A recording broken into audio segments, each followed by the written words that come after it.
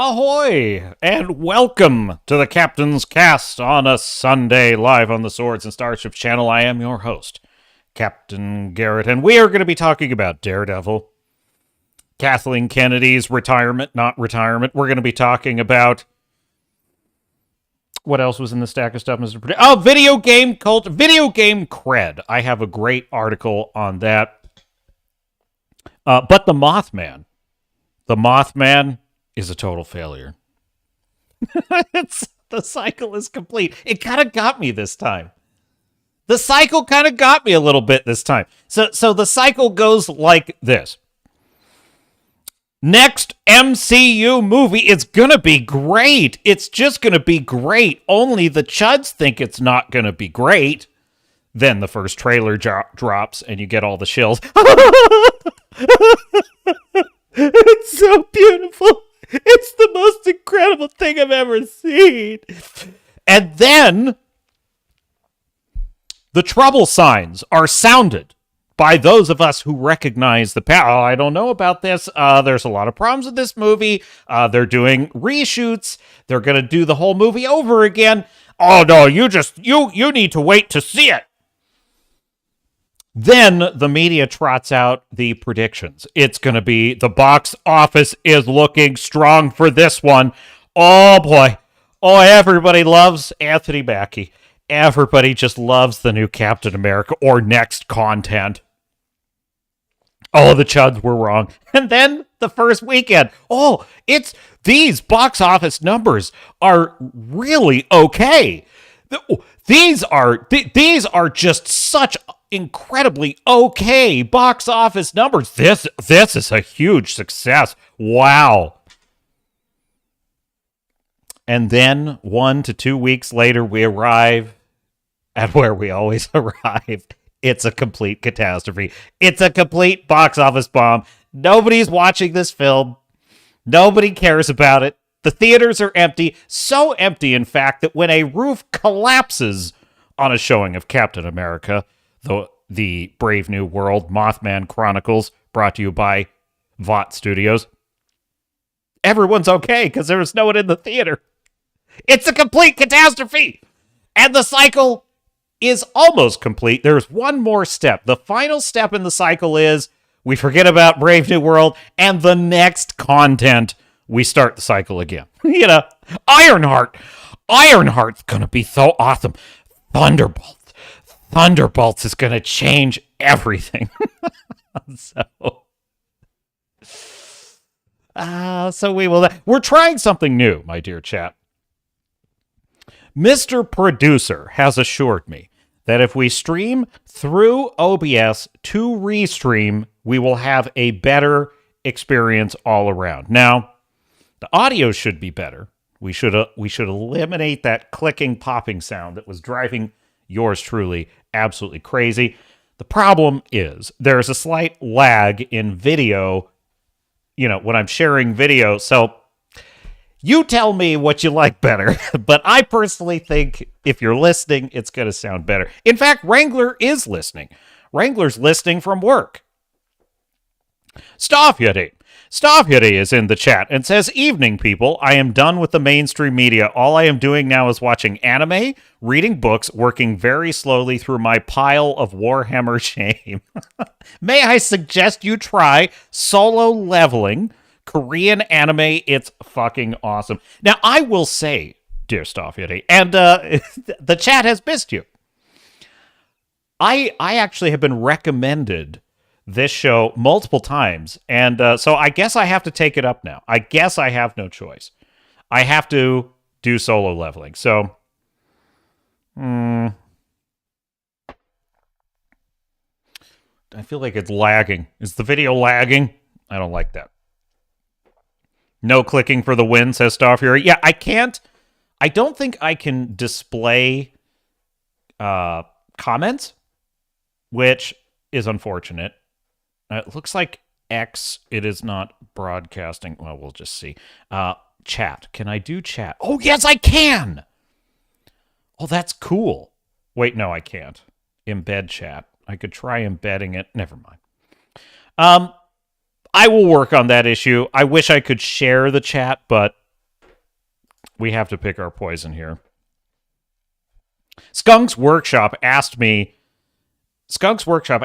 if, like, why don't you just use OBS? And I said, because OBS has this problem, and I'm a perfectionist. But Mr. Producer has assured me, on pain of unceremonious termination, should this prove a fiasco, that this will be a much better approach, and that I will be pleased. Isn't that right, Mr.? That's what you said. All right. I'm just kidding. No. It's not like that. Hey, you want to see something weird? Hat tip, It's a Gundam. Where does It's a Gundam find this stuff? He just finds this stuff. It's going to take some getting used to. All right. Begin the switch, Mr. Producer. And there we are. Isn't that cool? They, them, energy. They, them, energy. Let me move that. They, them, energy. Energy. They, them, energy. They, them, energy. Oh. It's the end of our civilization.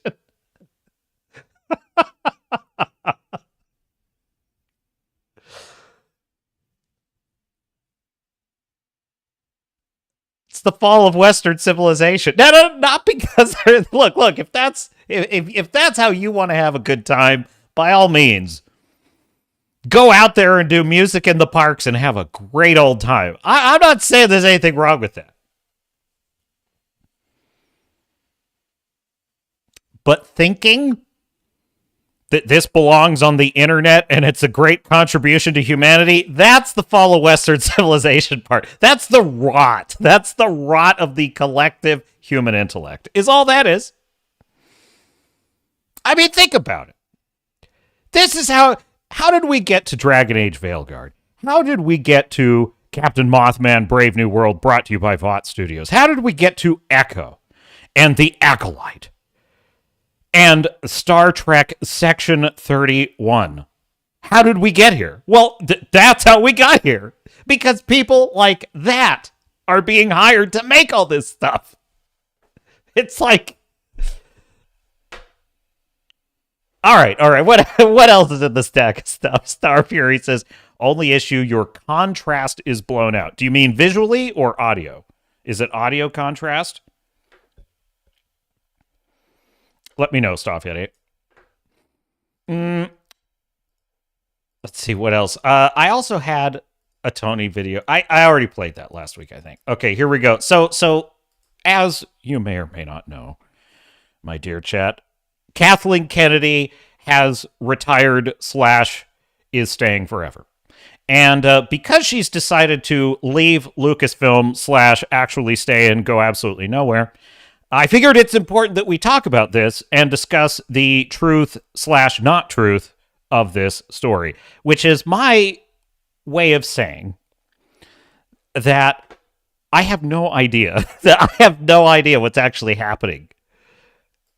Let me grab this. I'm going to grab Az's report. That would be heel versus babyface. We'll just see.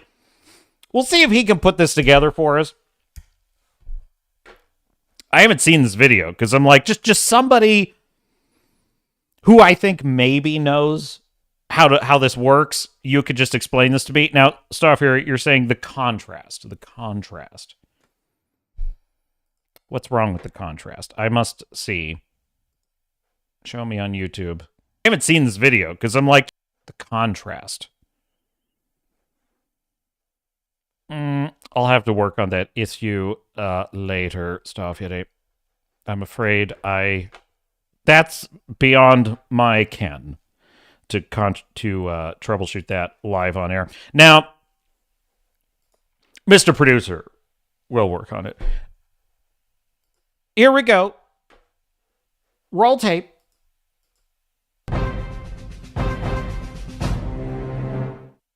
Has she gone or is she here? Kathleen Kennedy's employment status is queer.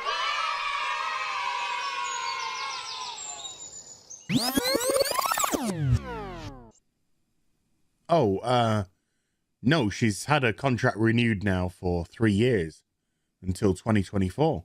So, I guess it's no longer queer, huh?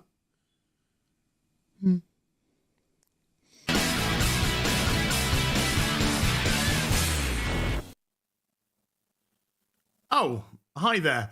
It's February 2025 here, and Kathleen Kennedy is at last set to retire sometime this year. So I guess those rumors were right, hey? You know, the ones that have been going on for 4 or 5 years now.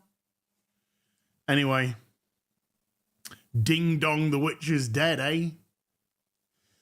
Now we just have to get the worst successor imaginable to take over, I guess.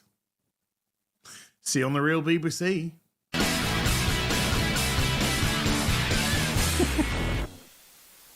Well, he's right about one thing. Hat tip heel versus babyface. There is absolutely no chance that the successor is going to make anything better. It's just not going to happen. All right, now we're rolling straight into the angriest man on the internet, Ryan Cannell. Okay, geez, Starfury, hang on. Now, how's that? Is that better? That's as low as I can get it. I just feel, okay, we'll go back to it. Is that better? I need incandescent lighting. I've explained this to Mr. Producer, but he doesn't believe me. He thinks that he thinks it's better this way. If I just have it's less pasty. Okay, fine. All right. Roll tape, Mr. Producer.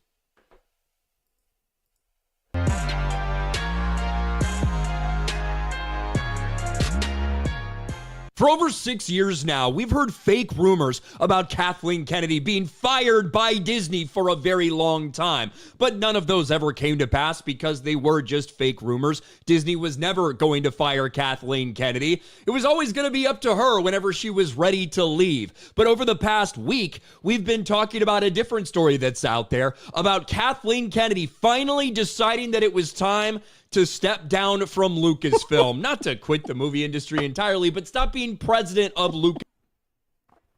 I almost did a spit take of my coffee because Starfury said, "You do not look like you're going to die of consumption." Well, that's an improvement. Lucasfilm. And when the Hollywood Reporter, Deadline, Variety, when the mainstream trade start to actually pick this up, of course it caught fire. Lucasfilm boss Kathleen Kennedy expected to retire this year. And by retire, what that meant in the sense of this first report that came out from Puck News was Kathleen Kennedy to step down at Lucasfilm. Not quit making movies, not quit being a producer on a multitude of movies, but no, step down as her role from president of Lucasfilm and announce somebody else taking her place. Well, Kathleen Kennedy, she didn't like that very much. She wanted to go out there and correct the record, and she gave a big softball shill interview to Mike Fleming Jr. over here at Deadline. Kathleen Kennedy speaks on her Lucasfilm plans. She is not soon retiring, and the films that will keep her in Star Wars orbit for years to come. However, in this very article where they speak out against all of these reports that are out there, she confirms that Matthew Baloney's report effectively is 100% true. Kathleen Kennedy says she's not retiring from making movies, but has been looking at an eventual succession plan for a new leader of Lucasfilm. We'll probably make an announcement months or up to a year out, and I have every intention of sticking around to help that person be successful. So yes, we're going to get into this, but bottom line up front, Kathleen Kennedy's coming out to say, oh no, all these things are just ridiculous. But yes, indeed, just like this first report says, I am going to get ready to step down as president of Lucasfilm. We're looking for my successor, and that's probably going to be announced within the next couple months up to a year out, which is exactly what was stated in this report. I think that what Kathleen Kennedy and people in her camp are so upset about is that it wasn't announced by them. Instead, it got leaked out there. Instead, the news got out there, and people were probably celebrating the fact that she's gone, even though there's nothing to celebrate. Because as we're going to outline in this interview, Kathleen Kennedy is being, whenever she decides that she's ready to be done as president, she's still going to be involved in some of the movies they have in the works. She's still going to be making movies, and Lucasfilm is going to remain exactly the same way.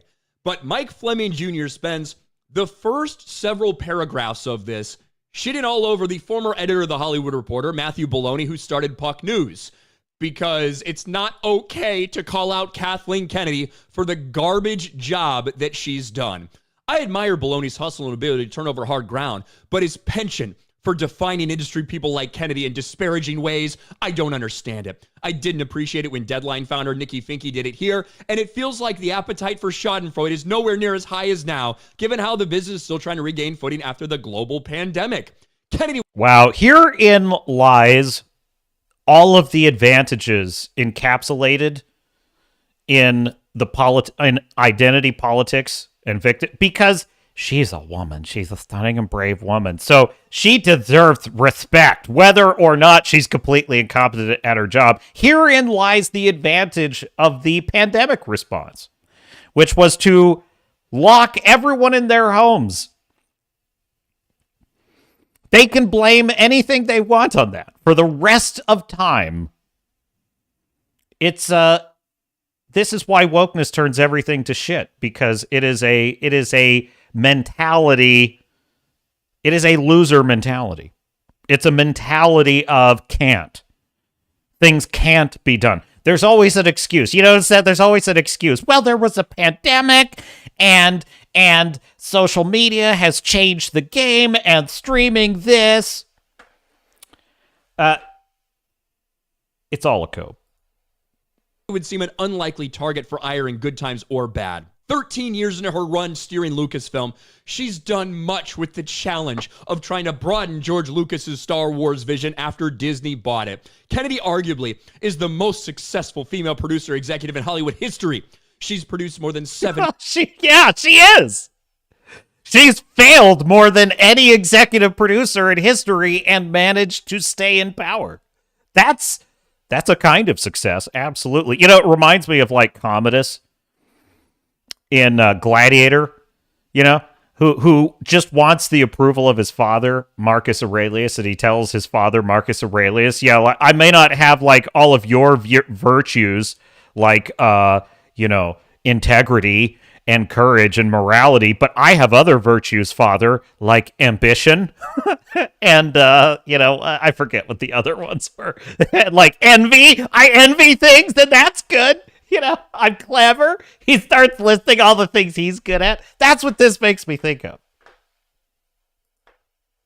Films that have collected 120 Oscar nominations. Her resume's dotted with classics that were essentially pushed by far better men than her. And that's why they were successful. Sorry, Matt. The woman is a first ballot Hall of Famer, not someone who deserves to be batted around like a piñata. So this is how the article starts off. This is the person who's interviewing Kathleen Kennedy.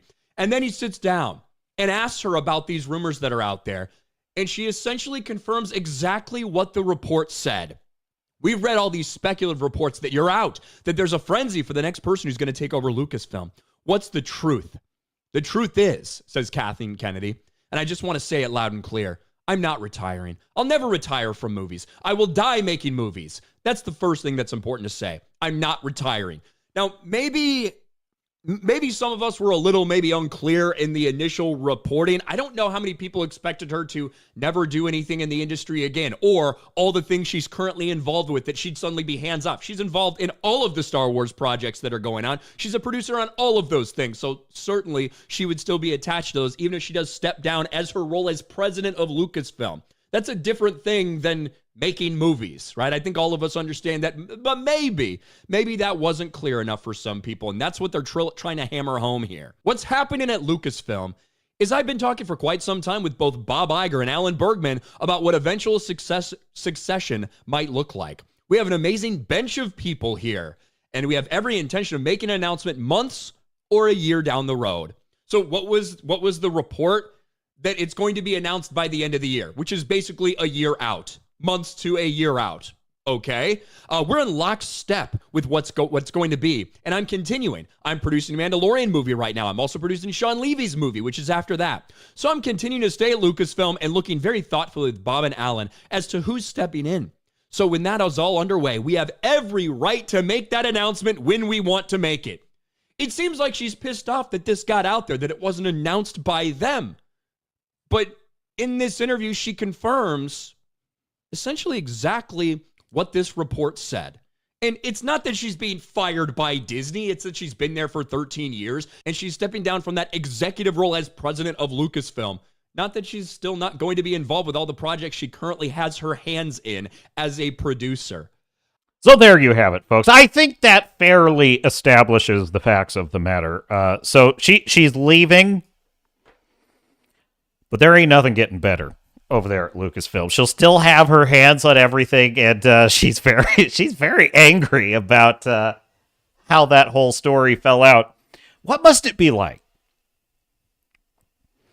What must it be like to say something like, I'll die making movies. Making movies is everything to me. I'll make movies till forever and ever. But you don't make any movies that anyone wants to see. What must that be like?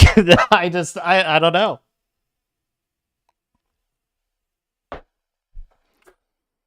Well, keep trying. Wrangler says, stunning and brave. I've seen what she looks like. And she's not stunning and brave. There is a difference between bravery and arrogance. Yes, Wrangler, there is. But to her tribe, she's so stunning and so brave. Fu Man Blue is in the chat. Says, hail all. Hail Fu Man Blue. Ahoy. Welcome aboard, sir. Now, I'm going to pivot. So, it's like as I'm watching Ryan Kinnell just breaking all of this down, it's fascinating to recognize how little investment I have in whether or not this changes anything for Star Wars. Because, number one, it's not going to change anything. But even if it did, I sort of have the same feeling I had about Star Trek, which is it had its day, and that day is gone. And it's just not that important to me anymore. So we'll see how it goes. Now, apparently there is a second Thunderbolts trailer that slipped through. It slipped the net. I didn't see it. And so I want to take a look at this and just see what we think about it. This is next content. Captain America, Brave New World, The Mothman Chronicles by Vought Studios is a complete failure. It's a failure. So the cycle is complete. Everything we thought, we knew it was going to be a failure. Why? Because of course it was. Because of course it was. The same way we did Joker for Leah dear. Of course it was a failure. Anyway, so next content is the Thunderbolt, and we're going to watch that one. Let's just see what we think, Mr. Producer. Where is it, Mr.? There it is. Let's talk facts. The Avengers are not coming. Who will keep the American people safe? There's some big threat out there, and you are going to help me stop. Oh, this music sucks. It sucks. They are totally making her like a stand-in for Tulsi Gabbard. That is absolutely what they're doing. Stop it. Wait, us? Yeah, you. Why, you got someplace to be? I love that guy. So none of us. What? He didn't say anything interesting. I love that guy. This is, you know how we always complain about this trope with the female characters, the girl boss character. She's so awesome. Oh, she's cool. I like her. Now we're doing it with the dudes. Now it's the same thing with the dudes. Oh, I like him. I really like him.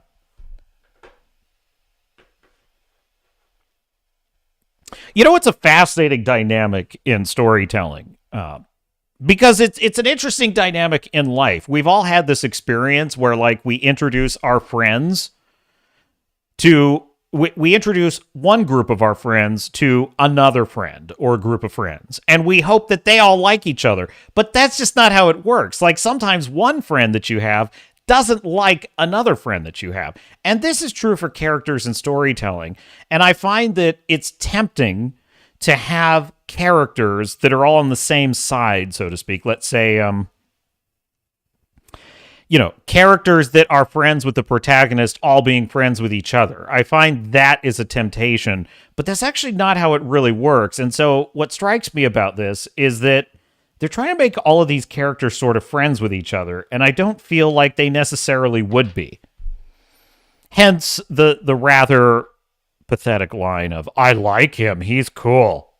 He's really cool. Comply? So what, we all just punch and shoot? I can't think of a worse group of people trying to work together.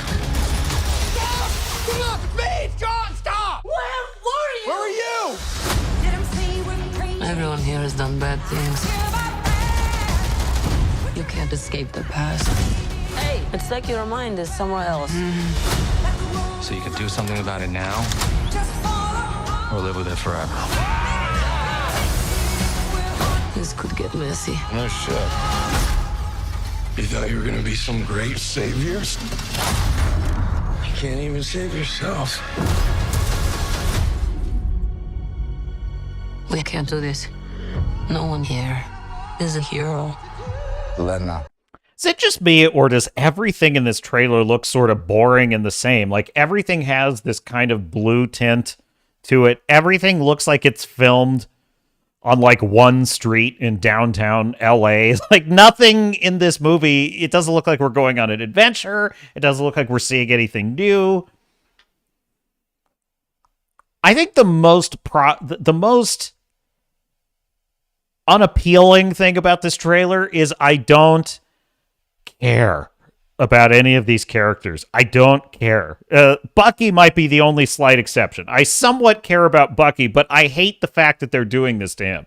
I hate that his role in this is to just be with the losers. He's just, he's with these losers because we have to have a name. But within the context of this story, I don't care about any of these people. And the entire hook for this trailer is that these people are on an adventure to redeem themselves, and they don't even seem that interested. All the characters are like, these are a terrible group of people. It's almost as if the film is arguing how boring and unappealing all these characters are, which is why you should see it. When I look at you, I don't see your mistakes. That's why we need each other. Okay, that was really good. We are the Thunderbolts! Can't call ourselves that. God, thank you. This has makings of team that can rise to glory. Bring light from the darkness.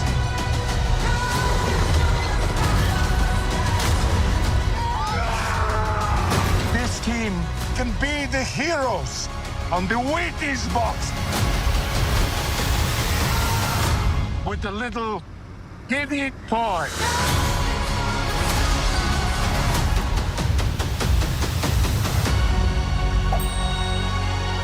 Alexei, have you slept? I'll sleep when I'm dead. I'd like not to die today, so maybe somebody else should be driving. Oh my god. This cringe millennial dialogue it's become the bane of all entertainment. This is straight out of like Dragon Age Veilguard dialogue. This is like I'll sleep when I'm dead, like one of the most stone cold cliches in all of dialogue. No, please, I'd like not to die.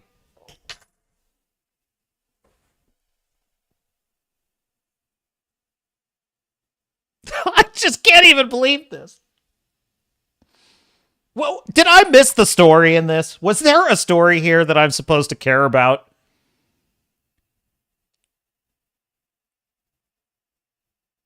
That whole thing's an eye roll. It's just the whole thing, the whole trailer. It's just an eye roll. If I'm sitting in the theater and that trailer comes on, that's what. Look, this is how it goes. If you're watching a movie in the theater with the captain, this is how it goes. Trailer comes on. There's maybe like 10% of them that I'm like, okay, I'm super excited. No, stop talking. You got to watch this trailer. It's going to be really good. That was how I was with the Oppenheimer trailer. That's how I was with like the Dune Part 2 trailer, you know. But then there's like about 30% of them, right? Maybe. That's being generous. But like 30%, I'm like, okay, I'm kind of interested, or, oh, that looks cool. Most of the trailers that come on, it's just like, like, I got to wait another 2 minutes before the movie I want to watch is going to start because of this stupid trailer. This is what that is. This is an eye roll. Total eye roll. The sad thing about it is there is some potential here, but, you know, it's almost as if every single Marvel trailer and announcement and movie and show and D+ series, every single one of them that comes out, it's like no matter how much they may look almost good in some cases, they just remind me of what's gone. That's all they do. They just remind me of everything that was great about the MCU up until Endgame, and that all that is now gone. That's all that reminds me of. Even Spider-Man No Way Home, which I loved quite a bit, also kind of reminded me of that. It reminded me of like what's gone in the MCU. Starfury says, I think I just threw up in my mouth. Plus fucking stop using songs I like in your shitty trailers. They have nothing else. Listen, 80s and 90s music, that's like the last era of actual creativity in music now. So what they do is they capitalize on these great pieces of music that were once massive and iconic, and they try and confuse how you feel about the actual trailer you're seeing by linking it to something that was actually great, right? Something that was actually iconic. They're taking something that is I don't even mean this in like, I don't mean this as non-edgy. I just mean vanilla, as in just there's nothing much going on here. This is a very vanilla trailer. The basic hook for the characters is that they're all kind of failures or bad guys, and they're on a redemption arc, which is a cliche, fairly boring, and without any reason for me to care about these characters to begin with. So that's problem number one. Problem number two is the basic hook that some guy with powers is threatening the world. Well, that's it. that some guy with powers threaten world, and that bad. And I don't care.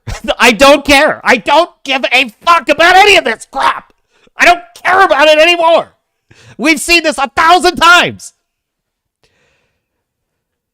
And in the world, we are listening to Julia Louis-Dreyfus just sound bland and boring while she's explaining how like dumb these characters. She's literally telling us how dumb these characters are and how they're the last characters we should follow on an adventure. And then we have a character say, "We're the Thunderbolts," and we have to listen to someone say, "Oh, we can't call ourselves that because comic book shame," number one. But number two, it's as if to say, of course not, because you shouldn't see this movie. It's boring. It's going to be good. It's going to save the MCU. It's going to do so good in the box office. You just wait. Ahoy, Tom. Tom is in the chat. Welcome, Tom. Good to see you. Mr. Producer, get rid of that. All right, thank you, Mr. Producer. Now, there is a type of fan who loves this shit. They love the Thunderbolts. They can't get enough of it. It doesn't matter if there's a story. It doesn't matter if the characters are interesting. It doesn't matter if it breaks canon. It doesn't matter if it's totally irrelevant. What matters is that it's content. It's content from Marvel. It's content from Disney, and therefore good. That's because they suffer from a debilitating illness known as Shillery by proxy. It is congenital, it is incurable, and the prognosis is grim. However, there is a man who studies the shill for posterity. His name is Grizzy. And he's been on the case, watching these shills feverishly in hopes of one day curing their disease and welcoming them back into the ranks of normal humans. But until that day, his prescription is clear. We must continue with a robust program of ridicule and enjoyment at their expense. Mr. Producer, if you would, sir. Overtime, because you're going to need that overtime to take every last dollar that you have and you're going to have to put it into, right? Marvel Studios movies. Because it makes sense. Give me money, give me money, give me money, give me money, give me money. Just don't question it. You can question other stuff in life. Don't You're not question. going to question. You're just going to go along with it. Because Marvel said so. God, jeez. They're literally memes of themselves. And it's time for some Marvel goodness. I'm excited. Oh boy! Oh my god! Okay. Thunderbolts. Oh, we are. You know, I wish that this could be my channel. I wish I could have a channel like this. No. Not that I wish I could be like a fake fan of all this garbage and have super low standards. That's not what I'm saying. I'm saying I wish I could have a channel where every day was Christmas, like for these shills.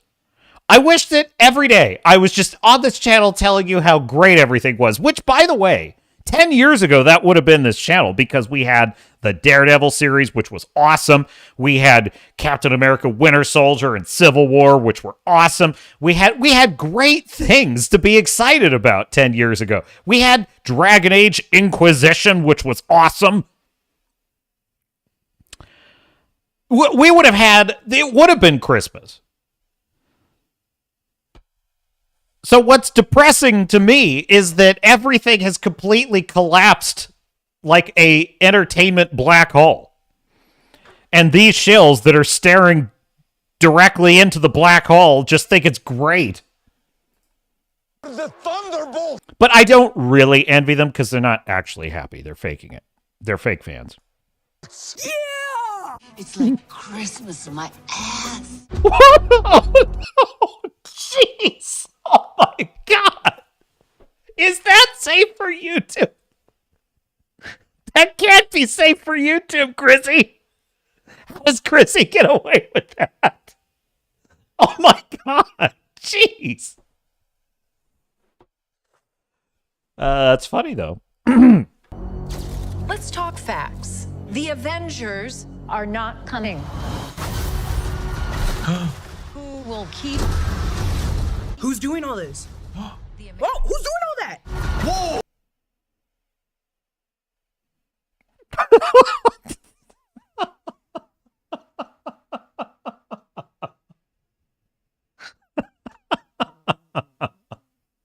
Can the bar get any fucking lower? Can the bar get any lower? Just a thing is happening. Why is it happening? There's a man doing something. What's he doing? That's a great hook for a story, man. It's a great hook. There's a person in the movie. Who is he? I gotta see it. I can't wait to see it. Can you imagine? Hey, dear, do you want to go see this movie at the cinema today? Oh, sure, that sounds great. What's the movie about? Well, in the film, it's about a bad guy who's doing something bad. The question is, who is he? Oh, that sounds wonderful. Let's go. The American people safe. Whoa! What the fuck? Yeah! Shell face! Bucky! Right out there. And you are gonna help me stop it. God. Bucky! The Winter Soldier will, baby! Yes, he will! Bucky! Okay, I'm in.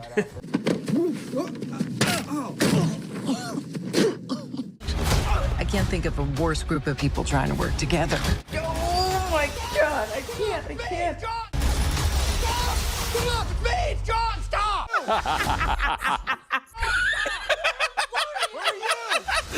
Anybody who thinks that is funny sits alone at lunch. I'm not even fucking kidding. Everyone here has done bad things. Ghosts. Let's ghost. Avenging. Hey, You want to dance, bitch? Let's dance. You can't escape the past. Gay! Your father would be proud. No. He despised you. You were an embarrassment to him. You thought you were gonna be some great saviors? You can't even save yourselves. I've arranged for you to use the glory hole.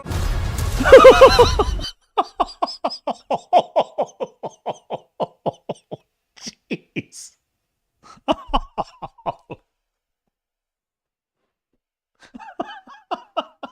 He'd be popular there, that's for sure.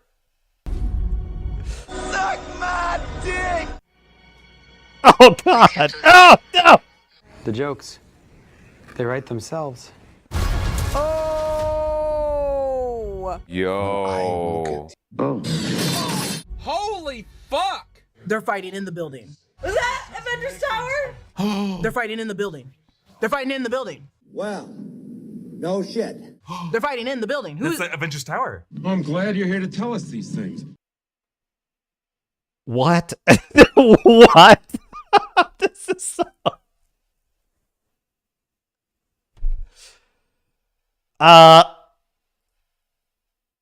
My dear sailors of Starnuts, I give you the intellect of the shill. The towering, vast intellect of the shill.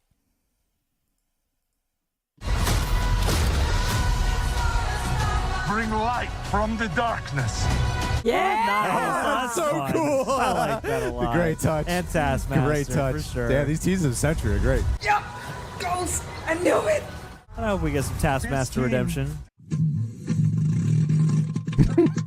hope we get some Taskmaster redemption. You're a bitch.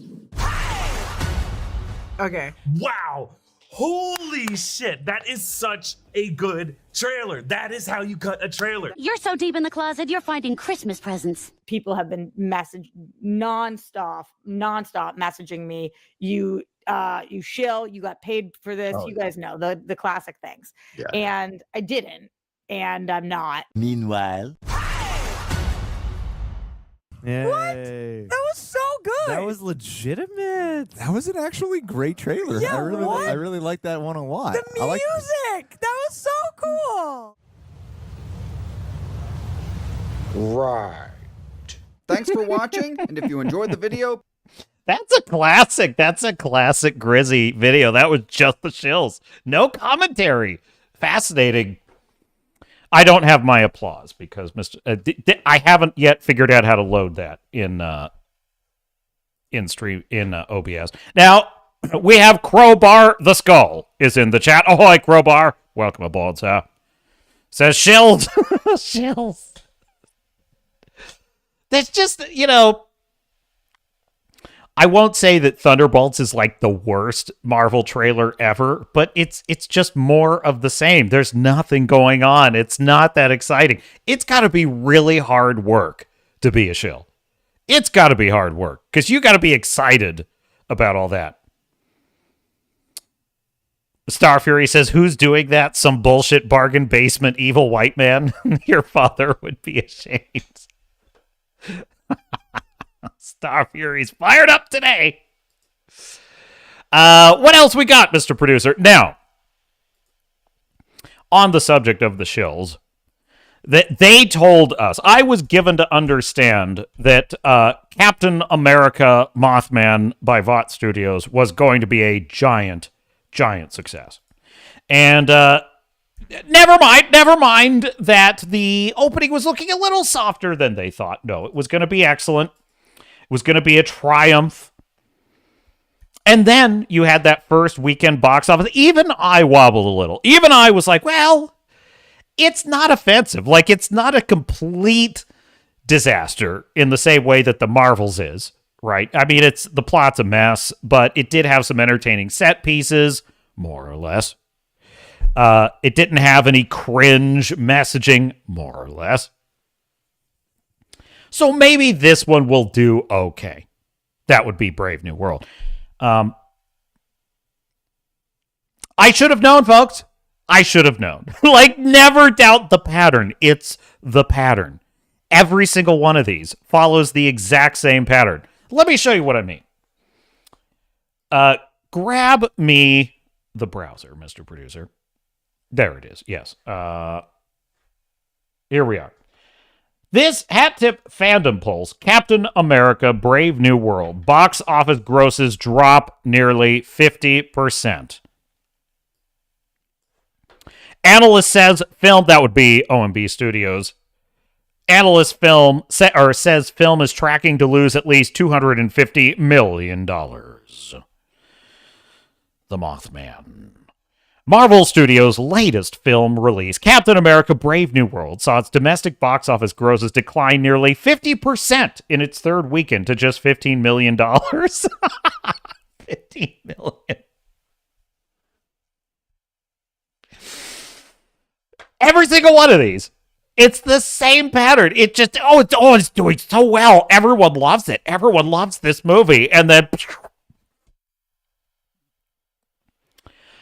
the numbers reports the film continues to see its grosses decline rapidly at the box office in its opening weekend. The film grossed just $88.8 million. Oh my God, $88 million! That's so many millions. It fell. It's like clockwork. You can set your watch by this. Every single time, it's the same. It's exactly like a 60 to 70% drop every single time. It fell 68% in its second weekend to just $28.1 million, one of the largest second weekend fall-offs in Marvel history. And now, it fell another 47% to $15 million in its third weekend. The movie has grossed a total of $163.6 million domestically and another $178 internationally for a global gross of $341 million. Box office analyst OMB Reviews noted, while these third weekend numbers are better than the Ant-Man and the Wasp Quantumania, it is not looking good for Captain America Brave New World. He explained that by Ant-Man and the Wasp Quantumnasia's third weekend, the film had grossed $187 million domestically, compared to Brave New World's $163, that's $20 million less. Furthermore, Quantumania had already grossed $420 million globally, while Brave New World has only done $340. That's $80 million less, if you're keeping score. Given how far behind the film already is and its current trend, he noted that Brave New World might not even gross $400 million. Quote, we can expect the film to probably end well north of $250 million in losses, close quote. He then clarified that these projections are based off of a projected $300 million budget, despite trade outlets claiming that the film only cost $180 million. He declared, it's a very generous number to say it's right now expected to be around $250 million plus in the red. It will likely be a lot higher than that. Even that being the case, the film's not going to make its money back, and the numbers are not looking good for it. So even if Marvel had accurately, and, well, I should say rather than accurately, truthfully said that the film's budget was 180 million, that means that really, even making 400 million, it's like barely breaking even at that point. But the reality is they did 8 months of reshoots on this. They reshot the whole damn movie. So it's a complete shit show. Here's what I think, my dear chat. I think that the reason they reshot this movie is I don't think that they believe they were going to make a mint on this movie. I think what they were hoping was to save face because they couldn't just cancel it. They can't just cancel Captain African American. How would it look? The optics of that. They couldn't survive it. So they just wanted it to be super duper okay. They wanted to let everyone know that don't worry, Captain America, Brave New World with Anthony Mackie is really, don't worry, it's very okay. It is so okay, it's okay enough for the entire family to go and enjoy how okay it is. And there you have it. It's a total failure. Because we knew it would be. We knew it would. He's not Captain America. Steve Rogers is Captain America. Sam Wilson is Falcon, and he's great as Falcon.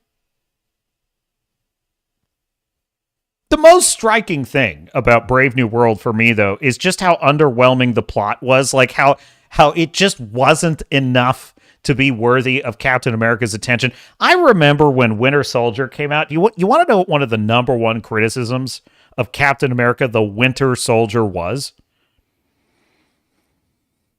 Why doesn't Steve Rogers call the Avengers in?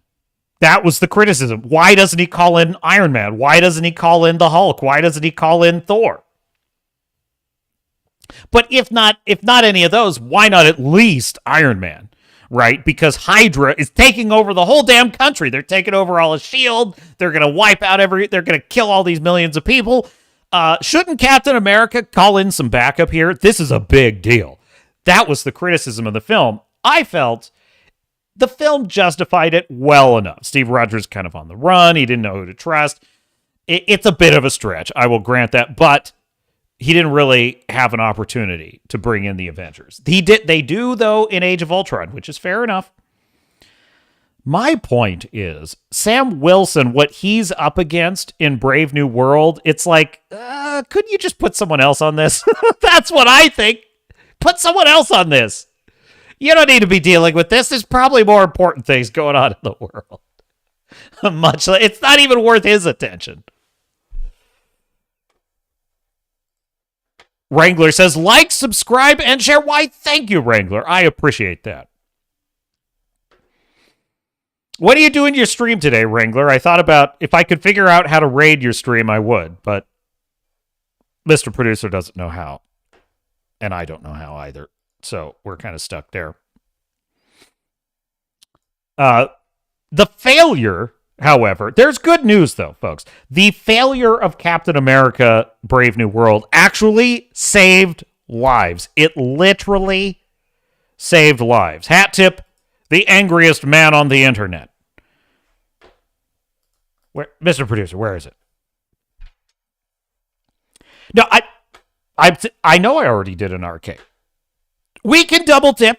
He won't mind. He does like 10 videos a day anyway. It's like 2 videos is like 1 for him. I didn't make up the rule. It's more like etiquette than actual rules. Okay, share screen.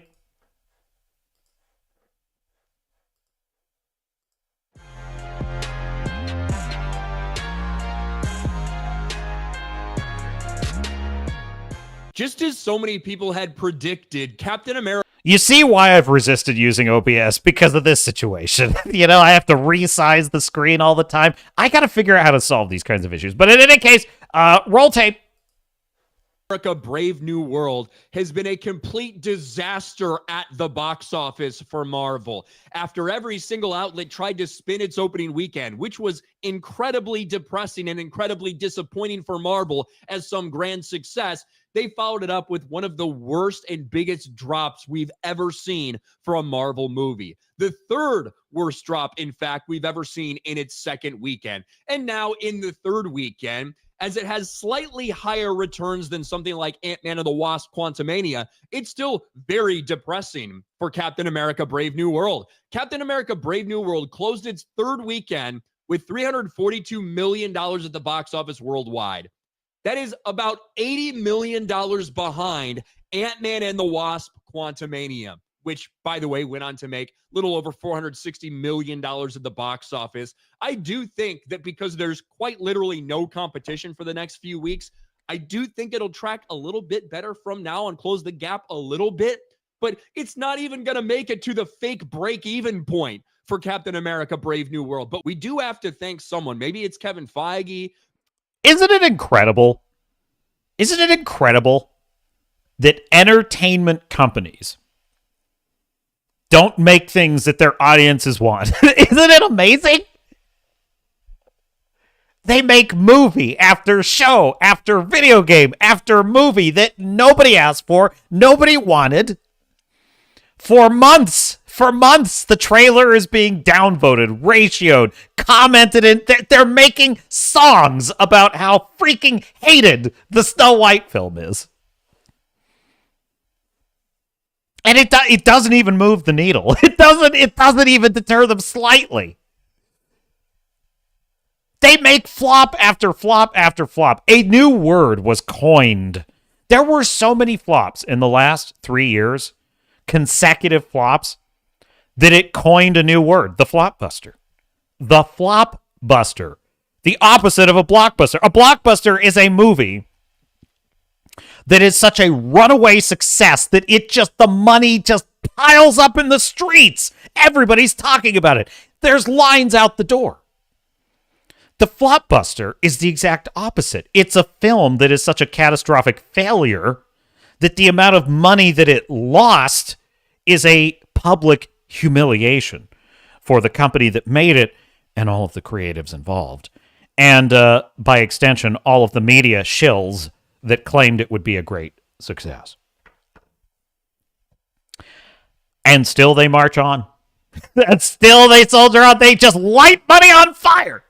They are in the business of making things for their customers that their customers don't want. It's incredible. It's incredible. Maybe it's the powers that be at Disney. Maybe they know about this. Maybe this was like the power of God moving through them. I don't know. Maybe the reason that they've destroyed the MCU, that this movie was such a big flop, is because they wanted to save lives. Well, herein lies the answer to my little puzzle, the little puzzle I just suggested. Well, how is it that you can be in the business of entertaining customers, yet be committed to delivering things that don't entertain those customers? Well, chat. My dear sailors and starnuts, here is the answer. This is the answer. It was all for a reason. Never doubt this, folks.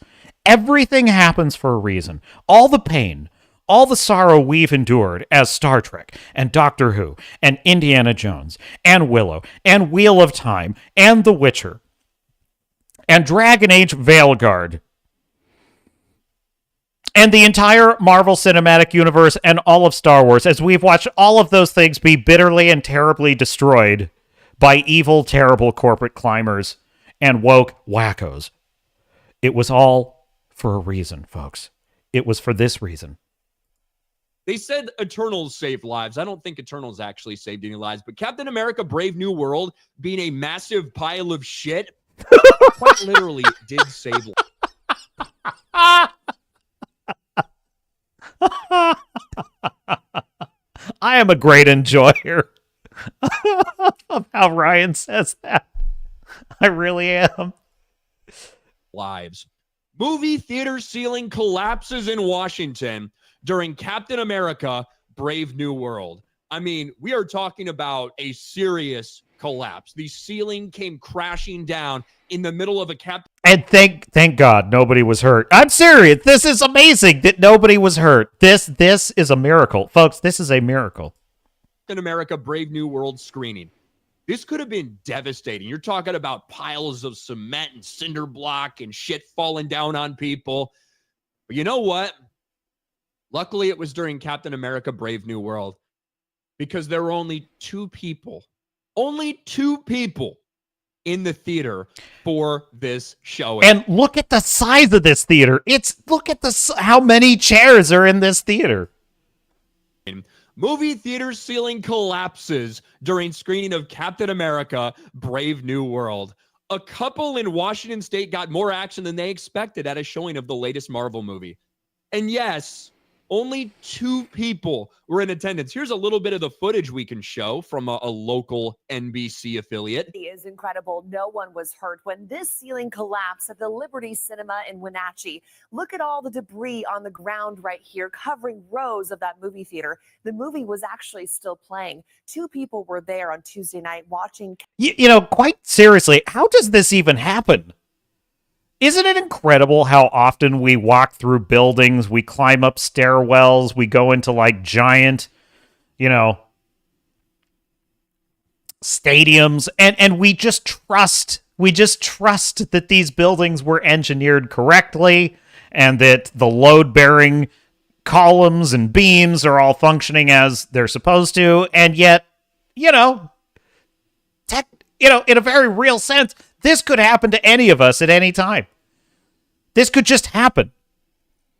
Like those poor people in that apartment building in Miami that just collapsed and 10 stories of people just gone. Of course, in a Godzilla movie, that would just be fun. That would just be, in like a dumb Godzilla X Kong movie, that would just be for laughs. Captain America when that ceiling came crashing down. I spoke with the battalion fire chief who responded to the theater. He told me it really is incredible. Two people inside were not hurt. This whole story, look, I am glad. Yes. Thank God everyone's okay. Dead seriously. But you gotta think, dude, this is incredible. If it had been a good movie, people would be dead right now. We would be burying the dead if this had been a film. Like Godzilla -1. well, it is a foreign film, so maybe not. But if this had been a film like Dune or Oppenheimer or Barbie, my God, we would be counting the dead right now. Thank God this was Captain Mothman by Vought Studios, a bunch of garbage corporate propaganda that two lonely souls wanted to see. And God love them too, because they probably had no other choice. There is nothing. So I have a movie pass at my theater that allows me to watch as many movies as I want. And I was getting lots of use out of it last year when we had all these movies coming out, like The Crow and Alien Romulus and all that stuff. I was getting lots of use out of it. It's great for this situation because I'm reviewing movies. I have to see them. So I'm in the theater a lot. And what's incredible is there's so little content right now that I'm considering canceling. I'm considering canceling the pass. Although I just went and saw Interstellar again. They showed Interstellar. I went and saw it last Saturday again. It was so amazing. It's so awesome. So I don't have anything to use it on. So these poor souls, what else could they have done but gone to see this movie? But thank God it's a trash movie that nobody wants to see. like that guy that we reviewed. We reacted to that video last week, the guy who's sort of the Canadian lad who's defending this movie. This is his defense of the movie. His defense of the movie is, well, sure, the plot is terrible and the villain doesn't really have an arc and it's, this and that's pretty cringe.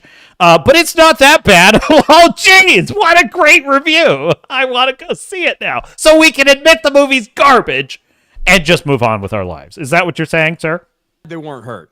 But this whole story is so fucking hilarious. It is hilarious because Captain America Brave New World is so bad that thankfully no one was in the theater to see it. If this had been a crowded theater, a lot of the people in these front couple rows, they could have been seriously injured, if not. Yeah, like if this were the Super Mario movie, this would have been a complete disaster. Whole families lost. Thank God.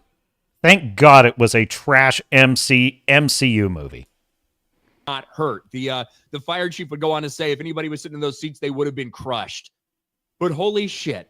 I guess we do have to thank Kevin Feige for the destruction of the Marvel Cinematic Universe. I guess we do have to find some silver lining in the destruction of the MCU, because if this were an actual good movie, there might have been people at the theater who would have died. So Captain America Brave New World, it might be a dog shit movie. It might lose money at the box office, even off the fake break-even point that they put out there at $425 million, which is a joke.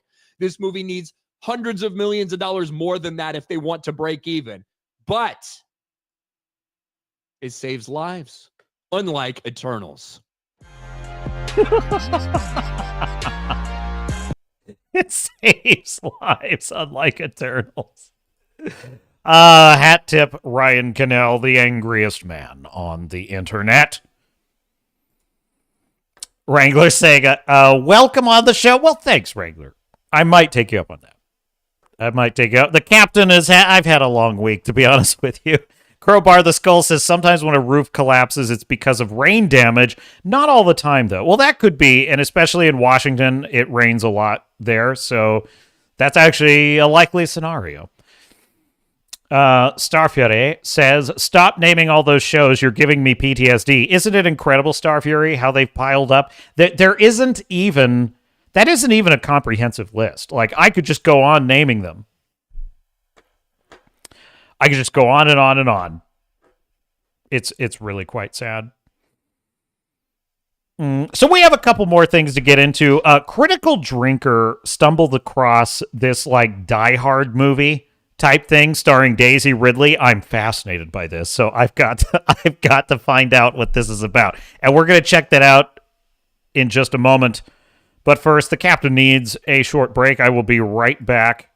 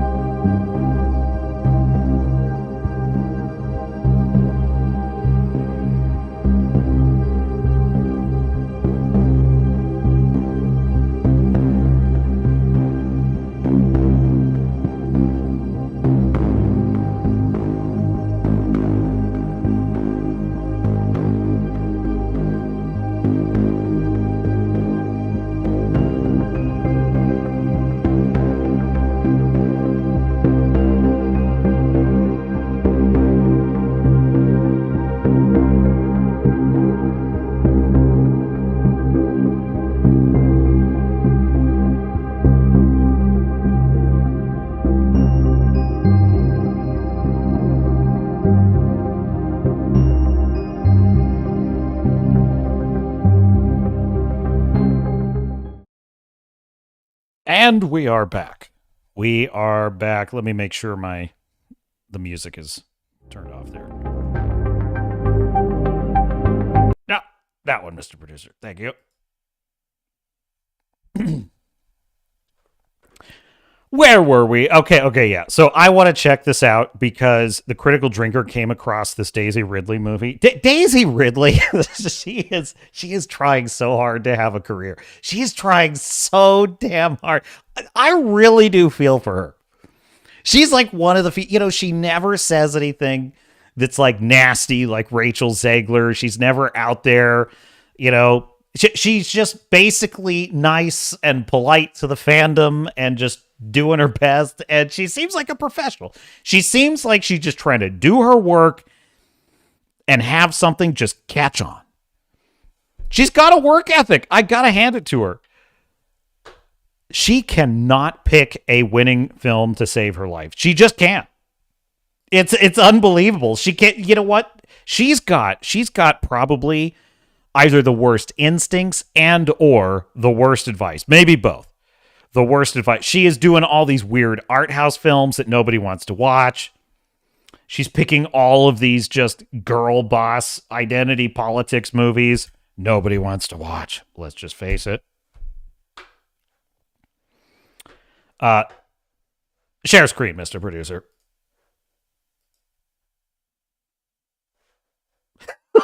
Is that an image? Or is that an image? Hat tip critical drinker. When a group of highly organized and heavily armed terrorists crash a corporate party in a high-rise skyscraper and take dozens of people hostage, a lone hero with a loved one trapped on the inside... I love that movie so damn much. I love Die Hard. It is one of my all-time favorite films. I can watch it. It is one of those films, I don't care like what time of the year it is, what time of day it is. If that's on, I can watch it. I could just sit there and watch it. It's fantastic. Is left with the daunting task of trying to take them on single-handed, aided by a smart cop on the outside who gives them much-needed words of encouragement over the radio. And despite some high-stakes, high-altitude dangers, they eventually fight their way through to the terrorist leader in one last showdown, taking him out by dropping him through a window to his well-earned demise. I'm talking, of course, about Cleaner, the Daisy Ridley action thriller about a window cleaner who has to take on a group of eco-warriors in a skyscraper in London. Right. And yes, I'm being serious here. Me and the lads on Open Bar had a good old chuckle at the trailer when it released a few weeks ago, and so it almost felt like I owed it to this movie to give it a watch and a review. And by golly, I'm glad that I did. I haven't laughed this much since my last vodka enema, and that was a lot. Believe that.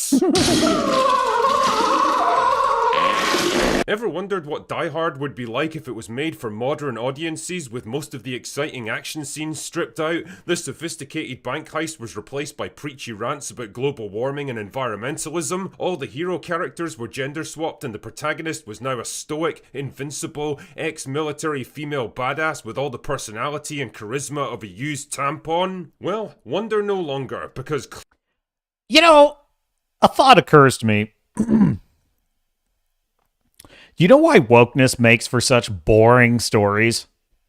Because everything they believe is a superfluous luxury belief that would not survive in any world governed by actual force or danger.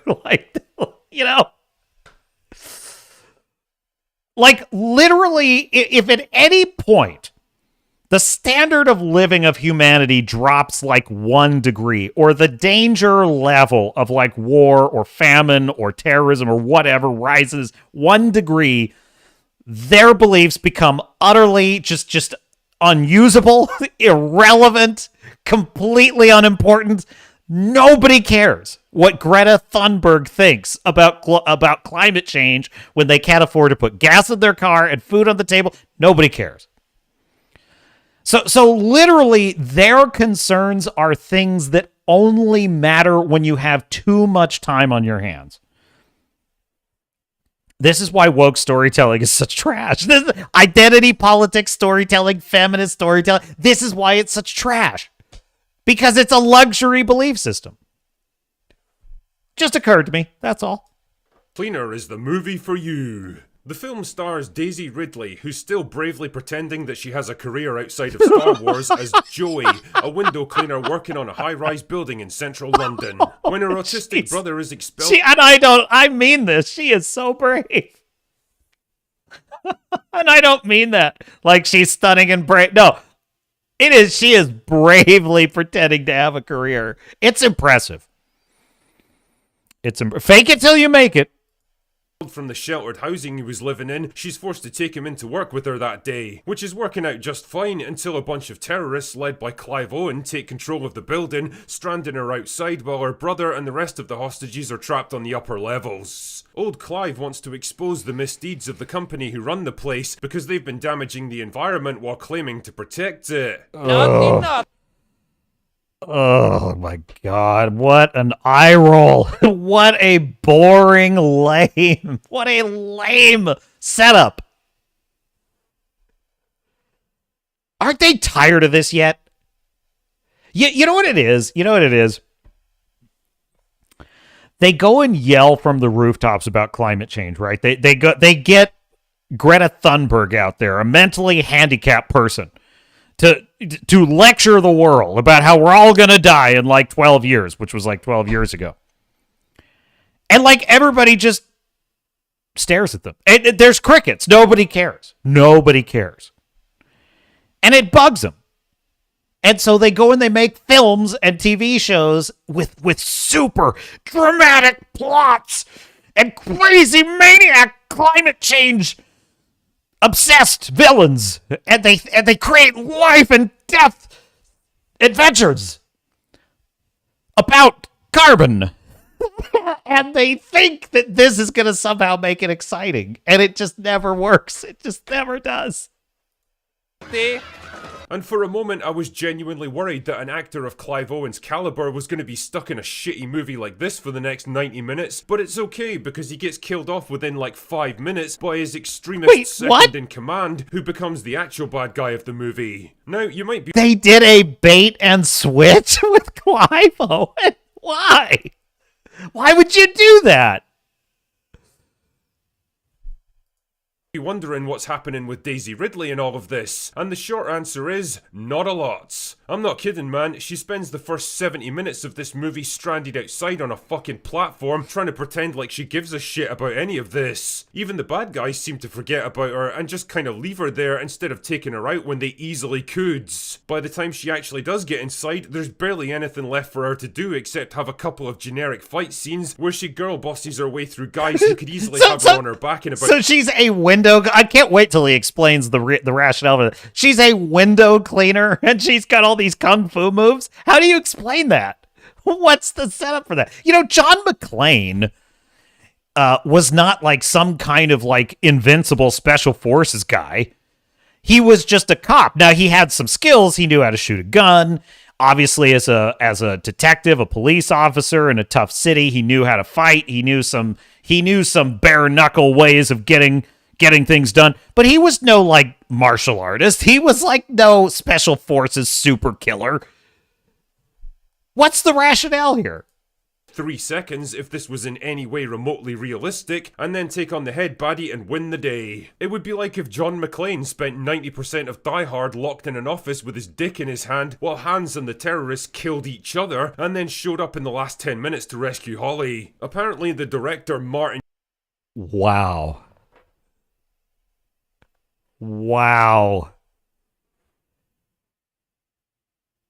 That is a level of bad writing that is like creative writing 101. Like you flunked it. Like you flunked it. These are the same dumb people that lecture us about women have to have agency in the film, and they literally make a film where she's not even the driver of the action. She just spends most of the film hanging off a ledge while the bad guys kill themselves. And they're the ones that are like, oh, that women should have agency. They can't even write a movie in which the protagonist has agency and is driving the change in the story. It's unbelievable. Folks, when I tell you these are dumb people, like, it's not exaggeration. You're looking at one of them. These are fucking stupid people that write this shit. Campbell, who also did GoldenEye and Casino Royale, 2 of the best Bond movies ever made, was eager to avoid— So this is the director. This is the director. Okay. Let me wind this back. I have misattributed I've misattributed the writing to this guy. All right, roll it back. Let's hear what he has to say.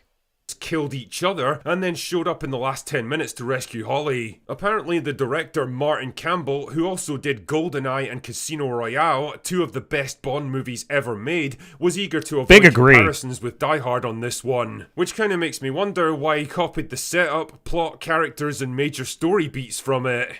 It's a bold strategy, Cotton. Let's see if it pays off for him. The comparisons between the two movies are as inevitable as they are unflattering, because by every conceivable metric, Cleaner is so laughably bad that it's like putting Joe Biden in the ring with Conor McGregor and shouting fights! Where Die Hard was known for its tense, visceral, fast-paced story that didn't waste a single moment, Cleaner feels sluggish, tedious and boring. Where Hans Gruber was an intelligent, articulate and ruthlessly efficient villain who could handle And by the way, like a giant part of why I love that movie so much. He's so freaking cold-blooded and so freaking good in that movie. It's just he is one of the best ever movie villains. He just absolutely is awesome.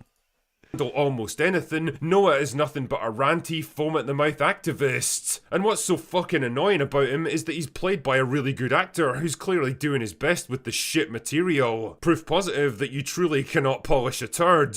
Where Al Powell was a warm, supportive voice of reason and encouragement, giving McClane the pep talks that he needed to stay motivated, and with a nice little character arc of his own, fucking generic girl boss police lady is an absolute plank of woods. No personality, no warmth, no charisma, nothing. Watching her and Daisy Ridley trying to replicate McClane's scenes over the radio was about as emotionally involving as watching a progress bar on your computer. Die Hard's action scenes are still some of the best in the business. Hard-hitting, inventive, visceral, and making superb use of the high-rise environment, while Cleaners are generic, unimaginative, and unbelievable. When John McClane has to jump off that rooftop to escape the impending explosion with an FBI sniper about to take him out, it's a superb culmination of a brutal sequence of fights and death-defying moments, and you really feel the fear and desperation in the man. In Cleaner, Daisy Ridley easily scoots around the outside of a building with literally an inch of handhold to grip onto, looking about as interested and invested as me walking to the local shops for a cornetto. It absolutely kills any sense of tension and immersion because you know that nothing's ever going to happen to her. If she's not worried, then why the fuck should I be? In fact, her character barely shows any kind of fear or concern throughout the entire movie and comes out at the end with barely a scratch on her. Because of course she does. It's like they missed the entire point of what made McClane such a compelling protagonist. The fact that he was vulnerable. One of the best parts of the Die Hard franchise, like one of my favorite aspects of it, is how he begins the film,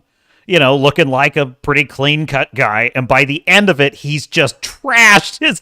All of his clothes, he's torn to shreds. He's got, you know, blood everywhere. He looks so frighteningly destroyed that when normal people see him walk in, they're like, "Jesus, man, are you okay?" Like, that's one of the best parts of it. And so, like, you've got Daisy Ridley's version of this where, she just comes out looking all nose powdered and fresh. Completely unprepared for what he was up against and got increasingly fucked up as the movie progresses, yes, having to rely on sheer grit and determination to see him through. If Daisy Ridley's hoping to launch a career as an action star, then this movie ain't doing her any favours. In fact, I'm really not sure what her niche is supposed to be. She's not charismatic or hot enough to be a leading lady, she doesn't have the acting range to be a serious dramatic actor, and she's not funny enough to do comedy. I guess she'd better hope for more Star Wars roles because it's the only big paycheck she's likely to get. Ray Skywalker. Cleaner's also an interesting example of what happens when the message runs straight into its ultimate nemesis. More of the message.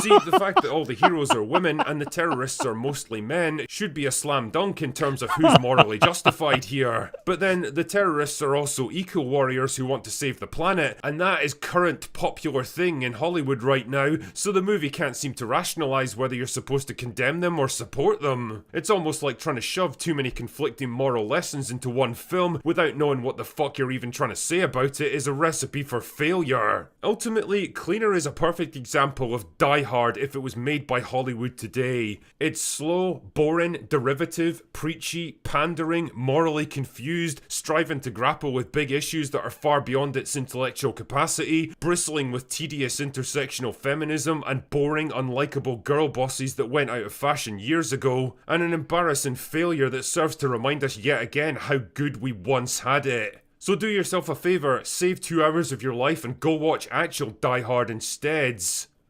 Anyway, that's all I've got for today. Yippee-ki-yay, motherfuckers! Nice. Nice finish. I like that. I really need my applause. We'll do this on the fly, Mr. Producer. We'll do this on the fly. Yes.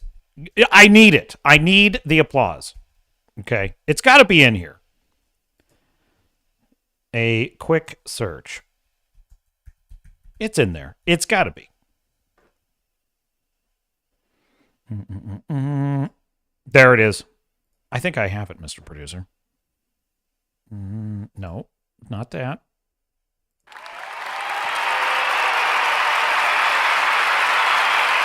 Do I have it? Yes. Okay, that's probably too loud. Let's lower the decibels on that.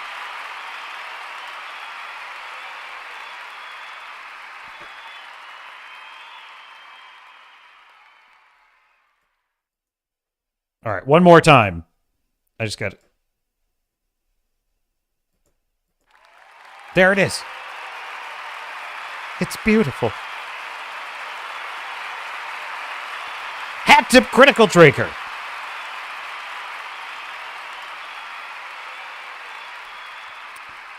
All right then. Star Fury says, copied everything from Die Hard except having a protagonist that has any capability to do the fucking job. I know. And everything else, like, it copied everything except an interesting villain, an interesting protagonist, an interesting relationship between the protagonist and the cops outside.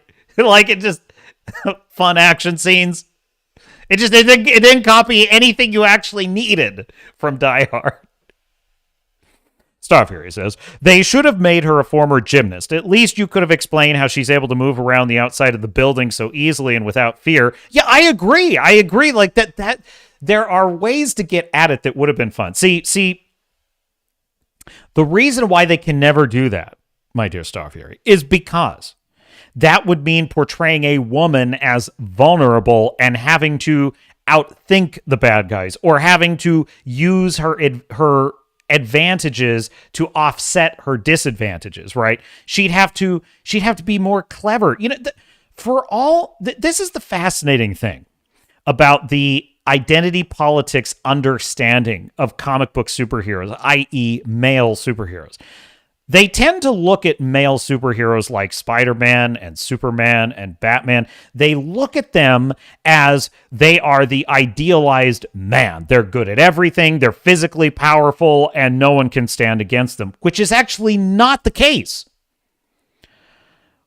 You know, guys like Captain Kirk. Captain Kirk is a great example of this, but Captain Kirk, Spider-Man, Batman, these are characters that when they win, their best victories, their most crucial victories, are always the victories where they used their mind to outwit the villain. That's the crucial thing that the woke left misses about what they consider to be like, classic male characters. They don't seem to understand that usually the lesson in the story is you've got to actually put yourself in the villain's shoes and figure out what makes them tick. Or you need to stop trying to beat them with your fists and learn to outthink them. Or you need to learn what's actually their objective, right? So that's the thing about John McClane, is that he actually has to outwit the bad guys. He can't just bare knuckle beat the hell out of them all, because he would lose. He has to outthink them. Like one of the best scenes in Die Hard, this is actually one of the best little moments, is when Hans Gruber stumbles upon John McClane in the building, because he's looking for the detonators, and he stumbles across John McClane. And if memory serves, he recognizes John McClane, but John McClane doesn't know what he looks like. So Hans Gruber fakes an American accent, and he acts like he's one of the hostages that got away. And what's great about it is the tension in the scene is massive because we, the audience, know he's the bad guy, but John McClane doesn't. And so he's in grave danger, but he doesn't know it. And there's this great moment when John's like, have you ever fired a gun? And Hans is like, no. And he's like, well, there's no time like the present. Here, let's, and he hands the gun to Hans Gruber. Like, no, don't give him the gun. And then Hans slips into his German and starts talking over the radio, and he's pointing the gun at John McClane because he's so certain he's won. And he's like, and then John McClane turns around and says, Hans Gruber. He's like, I forget how the conversation goes, but basically Hans goes to shoot him, and he gets click, click, click, click. He's all, oh, no bullets. What, you think I'm fucking stupid, Hans? And I was like, yes. Now, why is that so fun? Because John McClane outwitted the bad guy. That's what makes that so interesting and so much fun. And this is what they miss when they try to tokenize female action heroes, and they try to mimic what they see as toxic masculinity. They create female characters that are completely invulnerable. They can resolve all problems with their fists, and they don't actually have to outthink anyone because they shouldn't have to. Because they shouldn't have to outthink their villains because they're stunning and brave and awesome just the way they are. And what it results in is characters that are incredibly boring and implausible. Spider-Man could never have defeated so many powerful villains if he had not also been clever, moral, right? Because the lessons of Uncle Ben are often what aid Spider-Man in defeating his villains.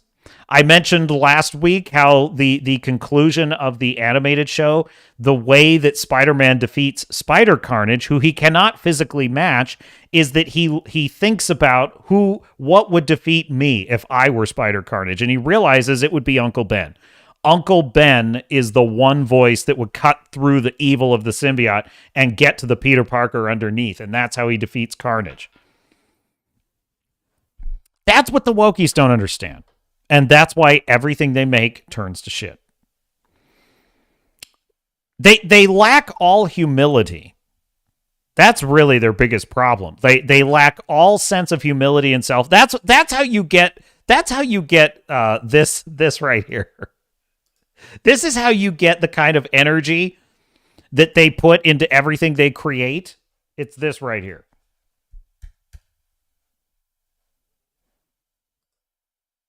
Energy. They, them, energy. They, them, energy. No. Dang it. Hang on. Undo. One more time. There we go. They, them, energy. Energy. They, them, energy. They, them, energy.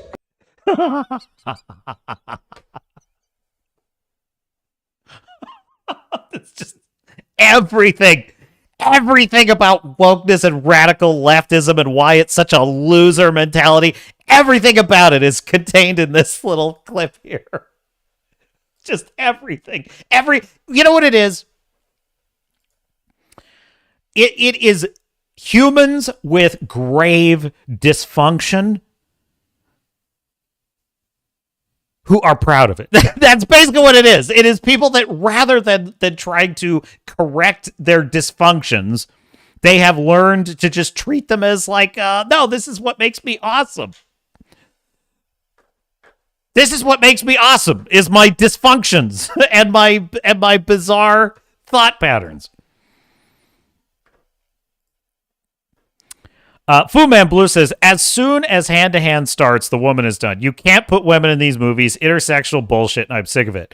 I mean, I don't actually agree with that. I think that you can. I think it can work. The problem is you cannot make them implausible in all the ways that I just mentioned. Like, even John McClane was not a physical match for all of the terrorists in Nakatomi Tower. He had to beat them usually in other ways. He had to find clever ways. Some of them he could, some of them he couldn't, right? Star Fury says, you either die a hero or live long enough to see yourself become the villain. I is old and a villain. No, you're not, Star Fury. Star Fury, you are a man of compassion.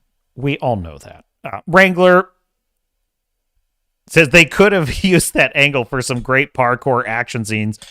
There's a lot you could do with it.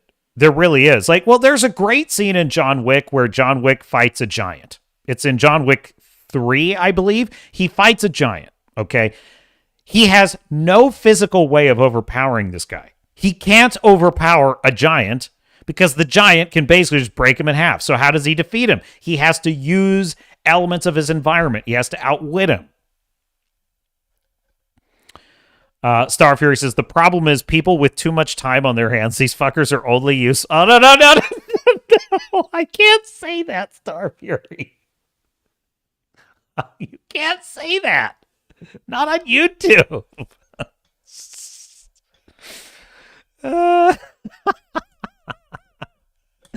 He's out there. Star Fury's out there. Mr. Producer, what else is in the stack of stuff? We do have, now, the Daredevil Born Again series is on the way, and I am excited about Daredevil Born Again. Okay. Cautiously optimistic. I mean, will it be good? I'll believe it when I see it, but I would enjoy this being good. I really would. I would love to have something. You know, I really enjoyed being able to report to you that The Penguin was an awesome show. That really made me very happy. So I would love to be able to review a great TV series because I love the Netflix Daredevil series is a 10 out of 10. It's just one of the best TV series ever made for me and one of the best superhero series ever made. I would love to see the Charlie Cox Daredevil in a Tobey Maguire Spider-Man movie, but that's never going to happen. And I've made my peace with that. However, I suppose I could accept a Tom Holland Spider-Man with Charlie Cox Daredevil teaming up with him. That would be cool. But in any case, the question is, will the stain of the MCU sully what should be a slam dunk? Well, Dave Cullen has some thoughts on this, and I want to see what he thinks. So, Mr. Producer, we'll grab that video. Fu Man Blue says, and for the record, I'm only talking about the things I've seen. I'm sick of it. I'm not saying there's no place for clever women in stories. Fair enough, Fu Man Blue.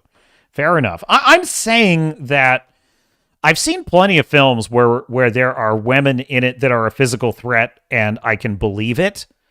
But it's usually done. We'll take the character of what's her name? Fu Man Blue. What's the name? It's been I know this is really bad. It's been too long since I watched a Stargate episode.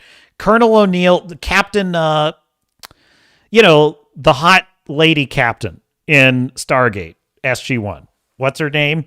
Remind me, Fu Man Blue. She's a cool character. She can handle herself. She's not like invincible, right? She's not just going to go beat up like 5 guys like it's nothing, but she's military. She's trained. She knows how to handle a weapon. Like, she's a great character. Starbuck in Battlestar Galactica is done really well. Carter, thank you. Thank you, Star Fury. Captain Carter. Now, would you not agree, Fu Man Blue? That's a plausible female character with some skills. Now, is she going to like wipe out 5 guys? Well, no. Maybe with a gun in her hand. But she's formidable and she's a cool character. But also, see, but this is the thing. She was a character that was written in a time when women could be vulnerable, as could men, by the way. Women could be vulnerable in the story. Like Dana Scully, actually. Dana Scully in The X-Files is a great example of what I'm talking about. I actually think women as powerful characters peaked in the 90s. They peaked in the 90s. That was when they were that was at the zenith of women being sort of in positions of power, leadership, or military command. but also with actual human levels of vulnerability and realistic scaling of like what they could and couldn't do or what kind of problems they were up against without them having to sneer and whine all the time about how hard women have it. You know what I'm saying? Like Terry Hatcher's Lois in Lois and Clark, right? The New Adventures of Superman. Like, she was a cool character. This is what I'm talking about, though. The peak 90s era power female character. Dana Scully would often find herself in situations where, you know, Toombs or some bad guy was after her and she had a gun, she had some ability to fight, but she mostly had to run because she was in danger. Ditto Fox Mulder. Fox Mulder would often be off there in the field, and as soon as the interesting thing is whenever Scully and Mulder were separated, that's when either of them was in real danger. And there were just as many times where Mulder would get in over his head and Scully would have to back him up, right?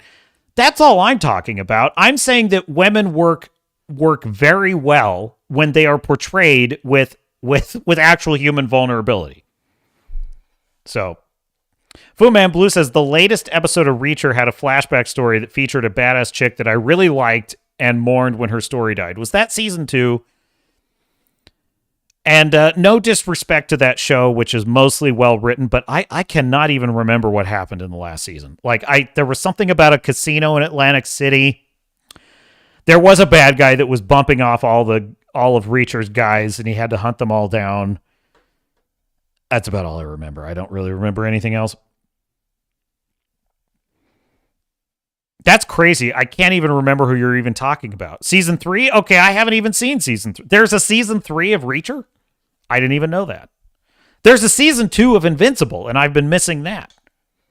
Wrangler says Xena, Buffy, Dark Angel. No, okay, you didn't. This wasn't a typo. Wrangler says Xena, Buffy, Xena, Dark Angel, Xena, any Gina Davis character, Xena. I mean, so Xena, Buffy, Dark Angel are all good examples of powerful women that had superpowers. They had superpowers, which technically that's a slightly different thing, which is fine. If the woman has superpowers, that's fine, right? Wonder Woman, another great example, right? Fu Man Blue, you forgot Xena, Wrangler. What a fraud. Robert Patrick was in it. That's right, Starfury. I totally forgot that Robert Patrick was in Reacher Season 2, chucking people out of helicopters. I love Robert Patrick. I loved Agent Doggett in the final seasons of X-Files, too. Now, played by Robert Patrick, who was so cold-blooded as the T-1000, is just one of the most awesome characters ever. But what I was going to say is, Gina Davis in that film, what was it called? The Long Kiss Goodnight, which is a fantastic film, by the way. Gina Davis was part of that trend in the 90s of where a normal person could beat up anyone with karate moves. That was basically a 90s thing. That was a 90s thing. That, like, if you had martial arts skills, it didn't matter whether you were man, woman, or child, you could beat up anyone if you just had martial arts skills. And I think that storytelling has somewhat moved on from that. It's like, basically, if you're a girl boss, you can just beat up anyone. But I think that now it's like, even with martial arts skills, there's a lot of portrayals. Like, John Wick is a great example of this. In John Wick, having martial arts skills is not enough to win.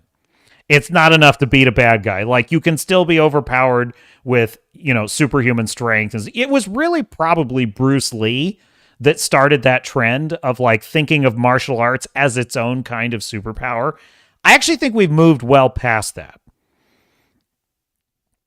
When martial arts is portrayed well in modern films, it's not portrayed as the ultimate superpower, as the way that it was in the 90s, And I think so some of the girl badassery in the 90s was not so, it wasn't like what it is today, where it's all this feminist propaganda. I think what it really was just that. It was just, she has martial arts, therefore superpowered. That was basically the idea. They, them energy for Mr. Pattinson. Robert Pattinson is another great Female actor, says Fu Man Blue. Star Fury says he has they, them energy. I 100% agree with that. 100%. Mr. Producer, where is it? There it is. I 100% agree. I really dislike Robert Pattinson as Batman. Like, he's the worst. I would take George Clooney Batman over Robert Pattinson. Dead serious. Batfleck is 1,000 times better than Robert Pattinson Batman. Here we go. All right. Hat tip Dave Colin.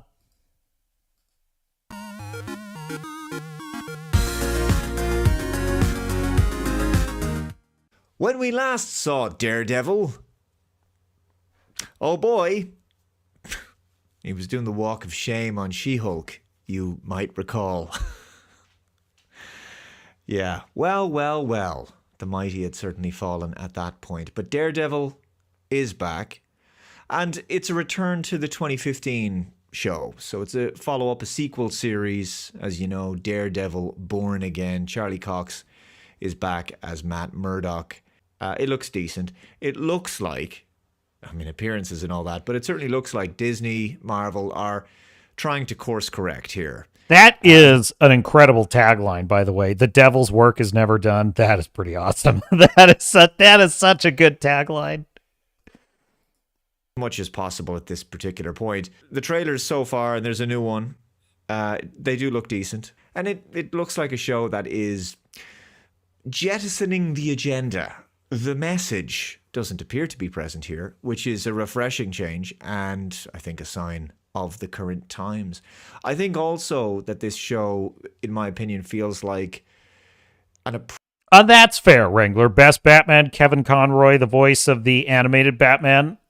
Indeed.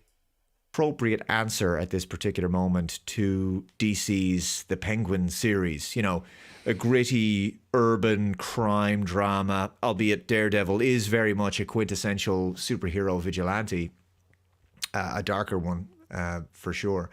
But if you look at the Marvel slate that's upcoming, I think there's some good stuff in Phase 6. Probably some good stuff. I mean, they're clearly making a huge effort. Fantastic Four, I think they're really billing that as something big, something transformative for the MCU at this particular point. More than likely, that'll be a good one. They've worked very hard on it. So, and then you've Avengers Doomsday. You've got a new Spider-Man movie. That's a Tom Holland Spider-Man movie. And then you've got Secret Wars, which, you know, between Avengers Doomsday and Secret Wars, that's your... And the rumor, the scuttlebutt is, and it's very, very much a rumor, but the rumor is that Secret Wars is what they're going to use to completely reboot the MCU and just bring back all the originals. And if they have any hope of saving this universe, it better be true, because that is literally their only card to play. They need to just reboot it. They need to just take the L and reboot the whole damn thing. You know, Infinity Wars, Endgame type big, you know, the two big tent poles of the new phase. And then there's the TV series. There's going to be a show called Eyes of Wakanda. Yeah, that one doesn't speak to me quite so much. I mean, it kind of sounds like one of those shows that's been in the pipeline and greenlit a while back, you know. There's also a new Black Panther movie coming out at some stage. And then, of course, Ironheart as well, which Ironheart is a spin-off of the most recent Black Panther movie, Wakanda Forever. Yeah, mind you, that's still a Phase 5 TV series that's coming up next. That was probably in production before the message got dialed back. But it looks like there's potentially more good ahead for the MCU. So, you know, I'm cautiously optimistic. I think there's room to be somewhat positive. But this Daredevil show is looking very much like the first MCU TV series in a while that is genuinely trying to be true to what it's really supposed to be. I mean, there's there's been some poor TV series in recent years for the MCU, I think it's fair to say. Secret Invasion, Agatha All Along, the aforementioned She-Hulk, Miss Marvel, WandaVision. What an amazing train of absolute garbage. What an absolute pile of shit all of those are. And you've got to do better, Senator. Falcon and the Winter Soldier. I would be being kind if I called it all a mixed bag, but this Daredevil Born Again show looks different. It looks like they're just going for it here. It looks like a serious attempt at doing a proper, respectful, true to the source material comic book TV series. And it's been received quite well thus far. Audience reactions on social media, comments to the trailers have been positive. Let's see how it goes. It looks like something that can turn things around. What do you guys think of how this show looks? And are you looking forward to this Daredevil Born Again show? Also, as a quick Hat tip Dave Cullen. Yes. So, in answer to his query, there we go.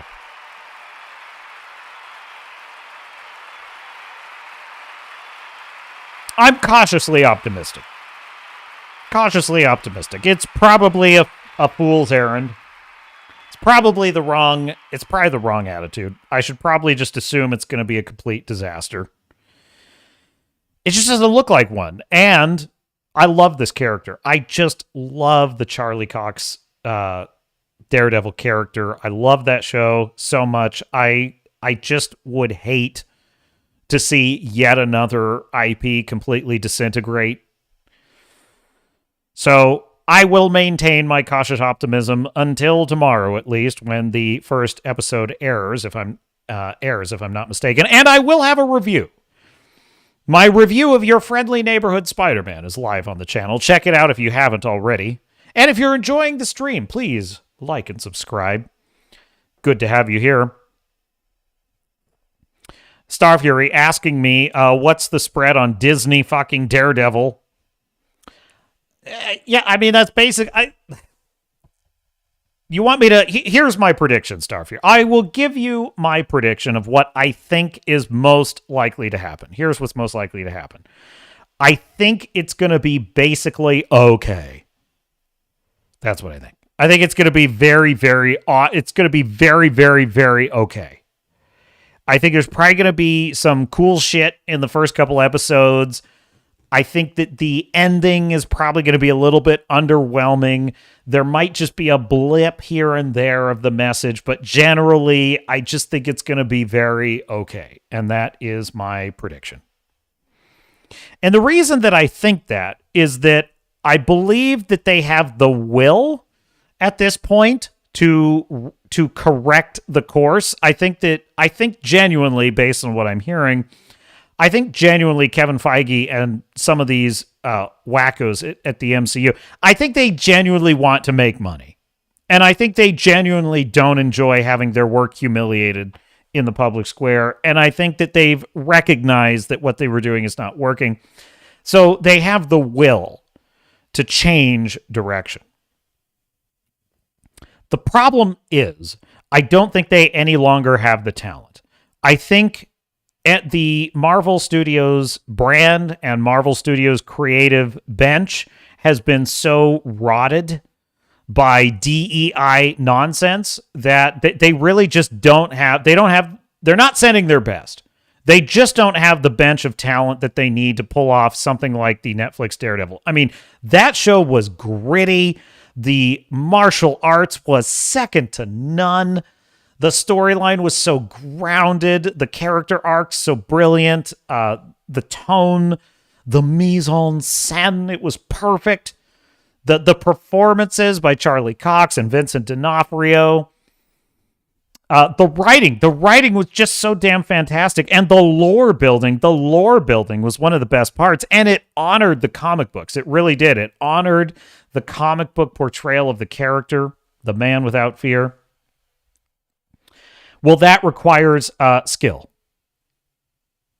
And my concern is that that skill is no longer present. And so that is why I think it will be okay.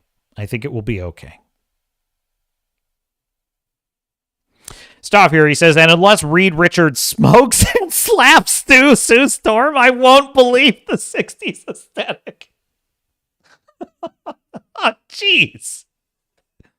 Wrangler says Dave Cullen also has a book out now. Has anybody read it? I have not yet. It's a... actually, I would probably pick it up. The only problem is it's not my genre. It's a murder mystery. It's like a detective noir murder mystery, and I just am not a detective novel guy. I'm just not. It's a whodunit. That's basically what it is. He wrote a whodunit. But check it out. A moment of silence for Mr. Conroy, says Stav here. Yes, if you would doff your caps. If you would doff your caps. A moment of silence for Kevin Conroy, R.I.P. Thank you. Thank you. And speaking of books, says Wrangler, Blood and Oak. Blood and Oak. He drops a link in the chat. Thank you, Wrangler. You're too kind, sir. And Blood and Oak, Wolves Will Eat, the second book, which, but look, listen, if I may say so, Blood and Oak is a rousing sword and sails adventure on the high seas with pirates, and it's grounded and gritty and bloody. I promise you, it's in the title, Blood and Oak, and that's for a reason, folks. That's for a reason. And, if I may say so, the second book is like 5 times better than the first one. Like, the second one is crazy. So the first book actually takes place over the course of like a year. The events of the story take place over the course of like a year. Okay, and that's partly because some of the story, they're sailing across the ocean, and that takes months and so forth. The second book takes place over the course of 5 days. It's 5 days of an absolute life or death battle with just a nightmare assassin from the Ottoman Empire versus our protagonist, Midshipman John Sullivan. And it's fantastic. It's like a cutthroat cat and mouse, full-blown, nerve-shredding, minute-to-minute high-wire act over the course of 5 brutal, bloody, draining, terrifying days of harrowing adventure. I like it. The second book is way better than the first one. Like, if you read my first book and then like figure, oh, I'll get around to Wolves Will Eat, you are missing out, because that's when shit gets real. Okay, not that they look. The first book is great. Part 3 in particular, Bloody Sully. You're gonna love that book. That part of the book is gonna be just it's a page turner. But the second book is even better, is what I'm saying. And Wrangler shills his own book as well. Haley Starr, Bad Kitty. Link is in the link is in the chat, so check that one out as well. I've been meaning to read it, Wrangler. I have it. It's in my Kindle library. I will pick that one up as well. Wrangler says, I haven't gotten to Wolves Will Eat yet, but I'm looking forward to it. You're missing out, Wrangler. Like, the story really starts to cook. Like, really, like, that's what things get crazy. It gets medieval in book 2. You're going to love it. And the ending, I love endings.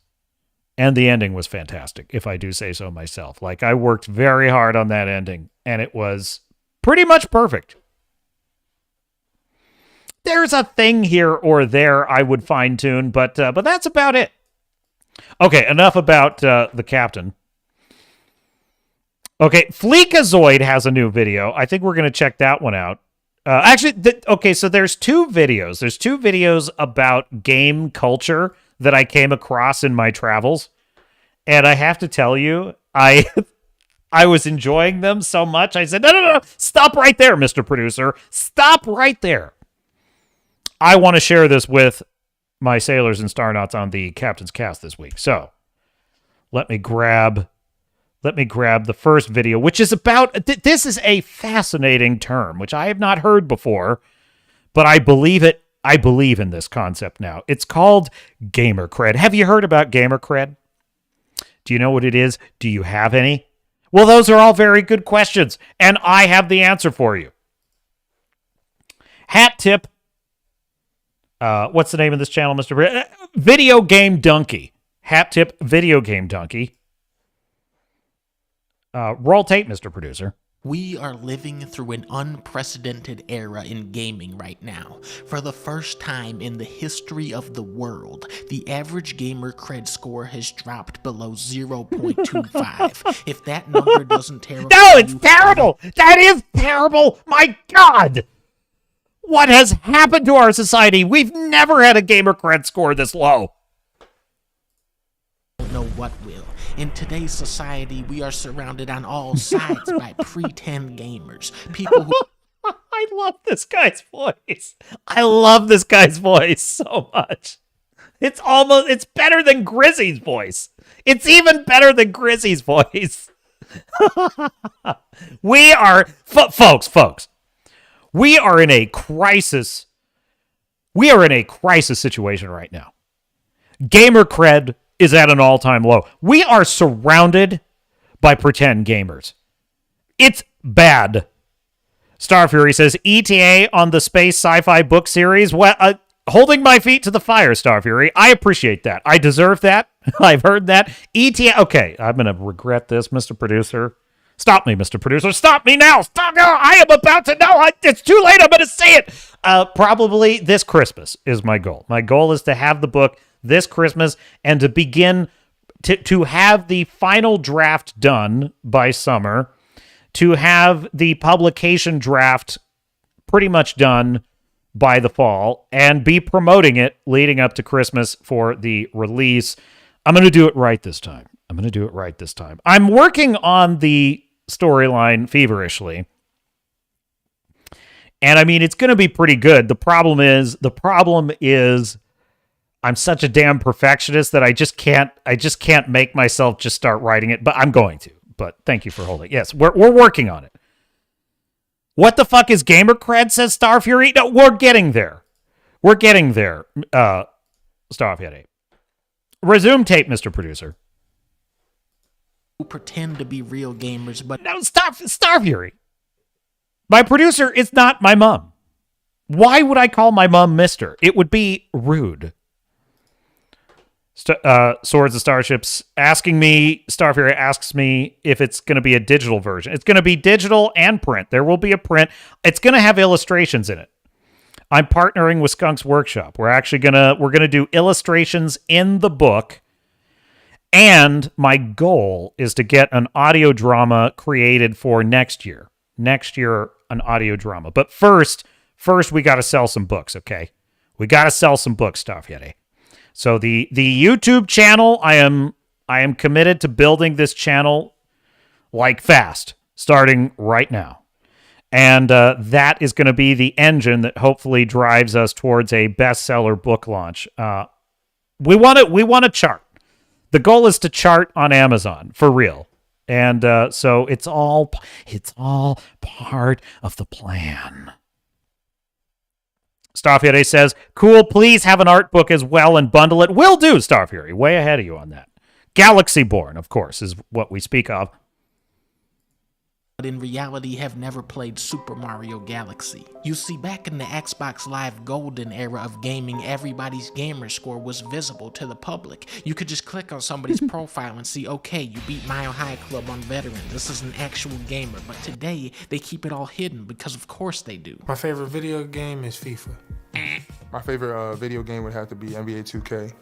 Been playing that for many years. Wrong. My favorite video game is Madden. No, it isn't. I mean, is there anything worse than a sports gamer? Is there anything more repulsive in the wild than a gamer who only cares about sports games? That's not even a gamer in my book. That's just a sports obsessed. That's just a sports jock who just needs more sports. That's all that is. That's not a gamer. There's no gaming involved in that. Madden. Ugh.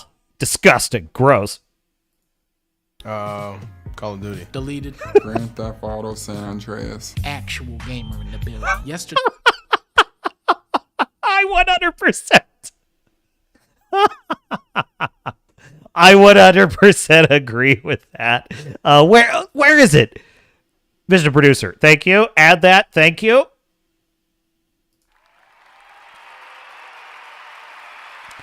Actual gamer. This is an actual gamer. Because he said Grand Theft Auto.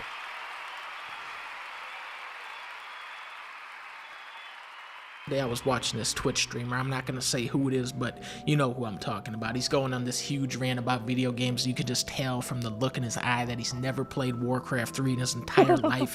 Dude. Star Fury's mad. Star Fury's mad at me. Says, fuck off. I love Championship Manager, especially spreadsheet gaming. Yeah, okay, fine, Star Fury, but you also play other games, do you not? Like Mass Effect?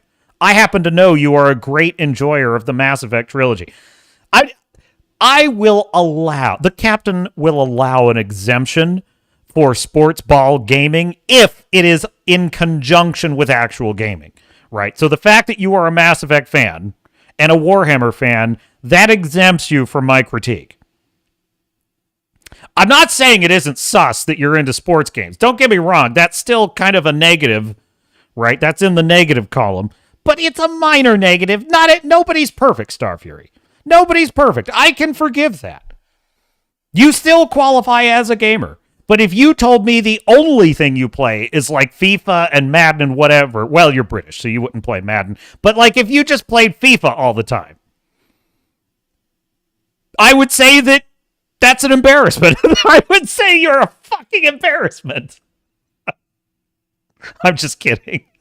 I'm just kidding. It's all right. It's all right if you love sports ball. I'm just fucking around, man. But it is gross if that's the only thing you play. Star Fury says Mass Effect and Halo my jam. Now that's more like it. That's more like it, Mr. Starfieri. Fu Man Blue. Is that funny, Fu Man? I thought so. Was just radiating this never played a Spyro game energy the whole night. You could tell from the chair he was sitting in that the man has never touched a single Hitman game. Then he starts talking about the golden age of gaming. You know what game he starts talking about? Valorant.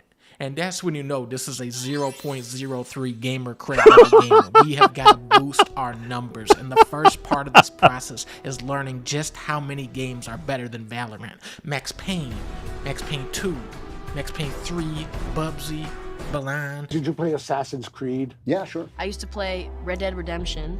This is like Wrangler, Xena, Hercules, Xena, just Xena. Star Fury saying Championship Manager is not a sports game. It's basically taking my spreadsheet work home.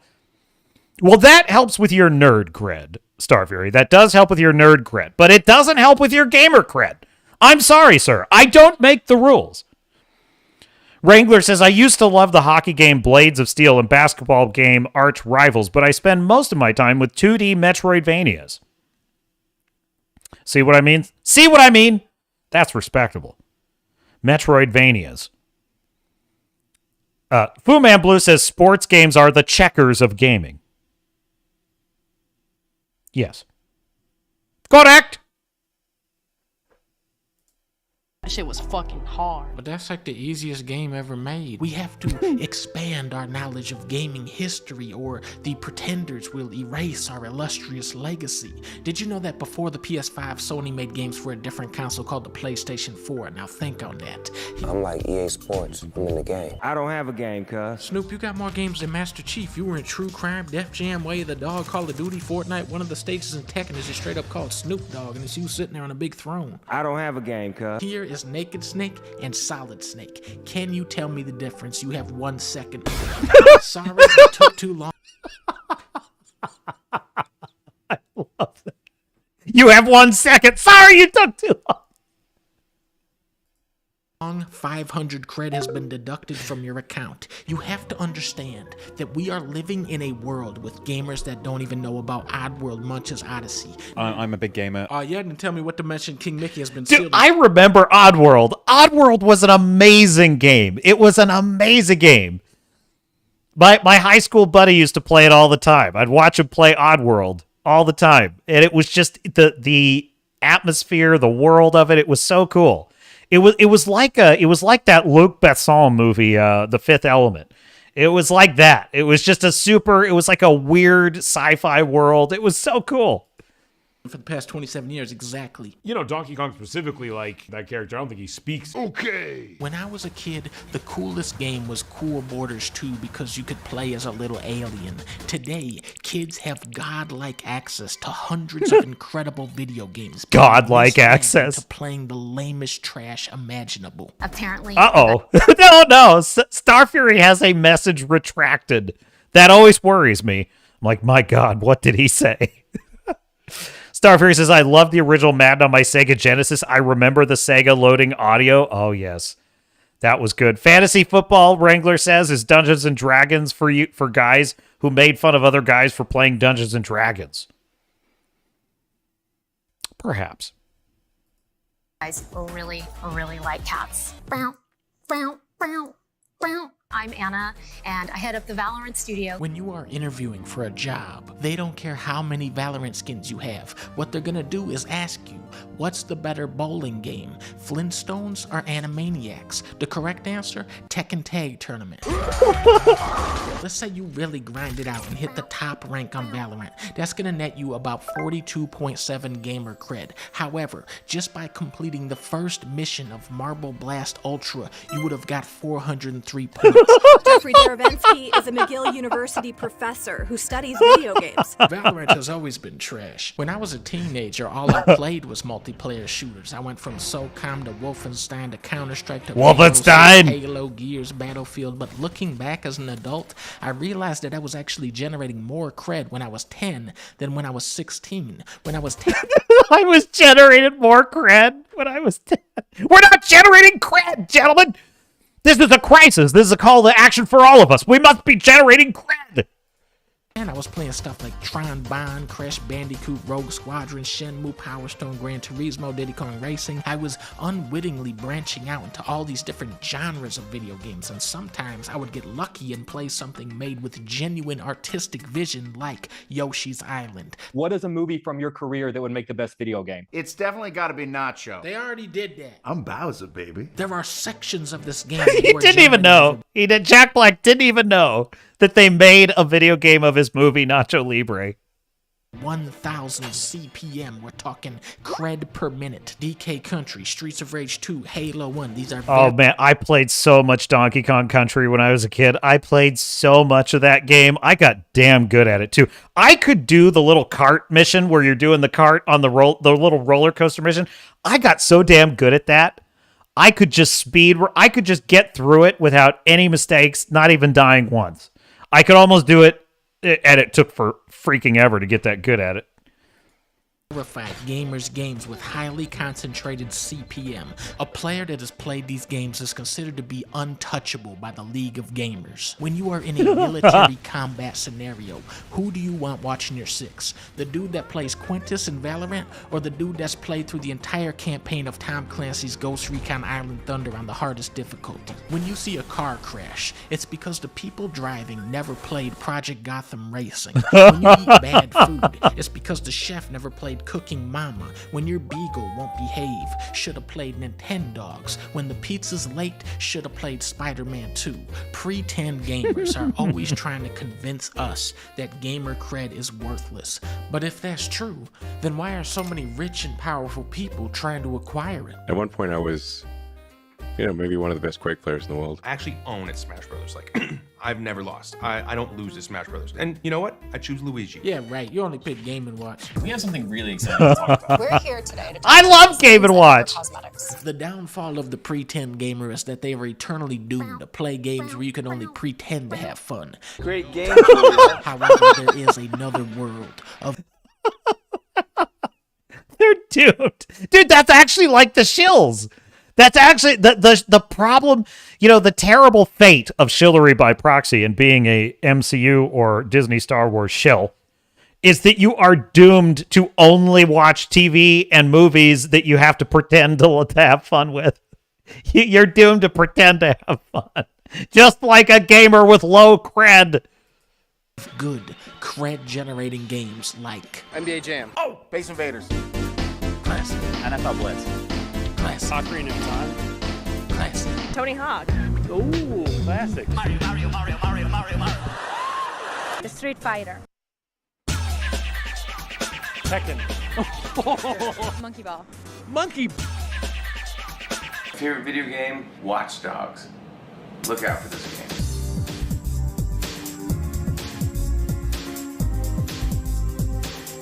Hat tip video game donkey. That was a that was a lot of fun. I really enjoyed that, especially since I tuned up Star Fury. I made Star Fury mad.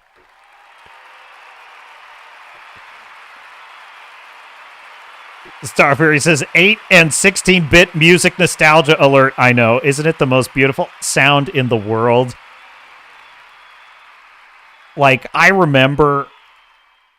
still remember. So the greatest invention from all of mankind's achievements ever when I was a kid was the Super Nintendo Entertainment System. No, I'm sorry. Oh, I said it right. No, not the Super.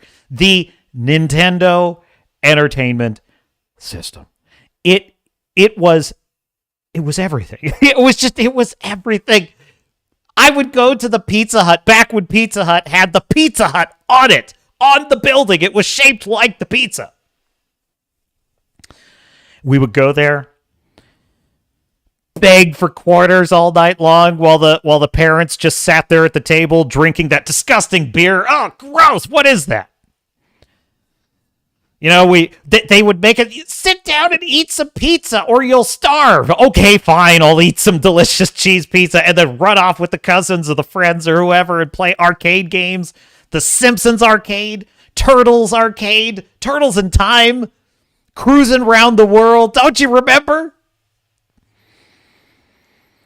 There was one game that was like in the middle of the pizza place, and it was basically like, it was like two cathode ray tube displays, and they were facing each other, and there were chairs on either side, and it was the Super Mario Brothers game. And you could play on one chair, you could play Mario, and on the other chair, you could play Luigi, and it was basically like a LAN version of it.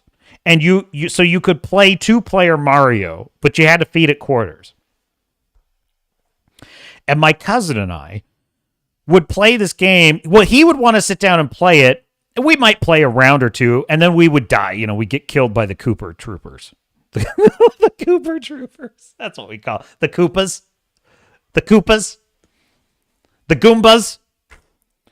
And I'd say, don't worry about it. You've got the Nintendo. Because I didn't have one. My parents would not let young Ensign Garrett have a Nintendo because it would rot my brain. Look how wrong I proved them. And I'm a great disappointment to my parents. Anyway, so I would tell my cousin, don't worry about it, man. We don't need to feed quarters to this thing because we have Nintendo at home. We can play it at home. Duck Hunt even, if we're feeling frisky. He had, you know what he had? He had the Ghostbusters 2 video game on the Nintendo. It was awesome because Ghostbusters was my favorite thing when I was a kid. My absolute favorite thing. And you could play Ghostbusters 2 on the Nintendo. Then, Nintendo came out with a new Nintendo. This was no ordinary Nintendo. This was a Super Nintendo. And I remember it was right about this time I was trying to convince my parents to get me a Nintendo system, and all I wanted was the original Nintendo. But what about this Super Nintendo business? What was up with that? And I thought, I don't really care about that. I want the original Nintendo. That's the thing that is at all of my friends' and cousins' houses that I wish I had. That's the thing I have to have, right? And then one Saturday morning after a sleepover at my cousin's house, he told me that he just had gotten the Super Nintendo, and he said, you have to play this new game, Super Mario World. Super Mario World? It's like a world now? Oh, I was so excited. So we started playing it. The music was unbelievable. The graphics were incredible. I couldn't even believe something so lifelike and gorgeous could even exist. And I said, this is even better than the Nintendo. It really is super. This is how naive I was. I was in the car, in my mother's car at some point, and I was telling mom and dad, they were still together then. I was telling them about the graphics. I was telling them about the music. I was telling them about how incredible it was. And in my young childlike mind, I believed they had never heard anything so exciting ever. I believed that they were riveted by what they were hearing, that they were in mute stupefaction at how implausible the things I were describing was. And yet here was their boy telling them the good news. Now, looking back, in retrospect, I realized their eyes were glazed over. They didn't hear a word I said because they didn't care at all. But this is how much I cared. I cared so much. It was,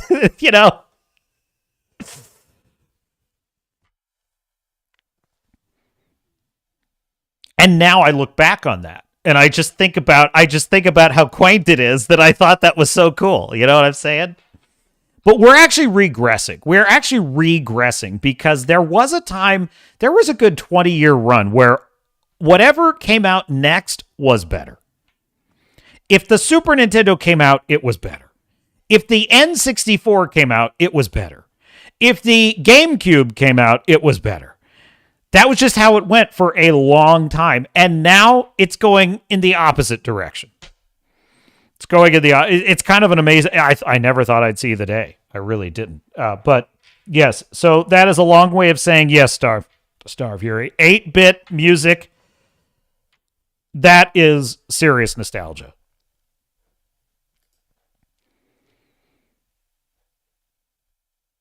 Star Fury says, what do you get if you complete Mass Effect 1, 2, and 3 and do all the outcomes?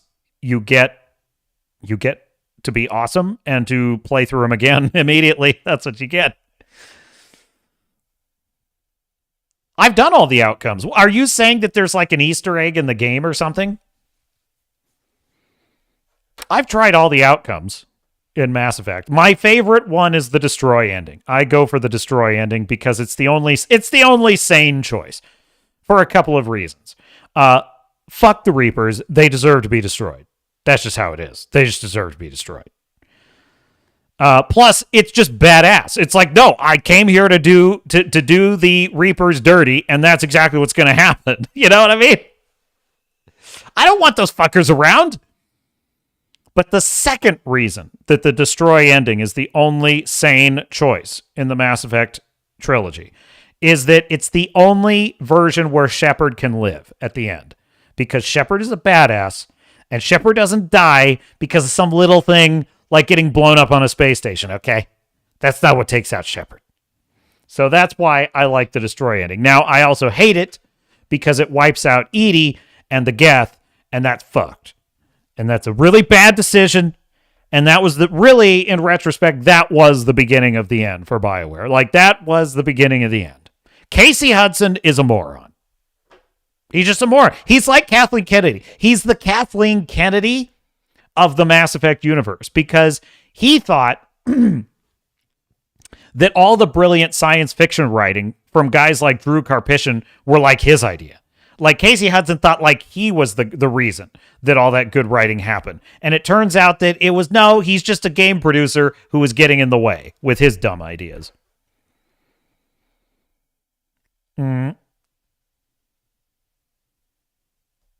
What else do we have? Star Fury says, now get off my fucking lawn.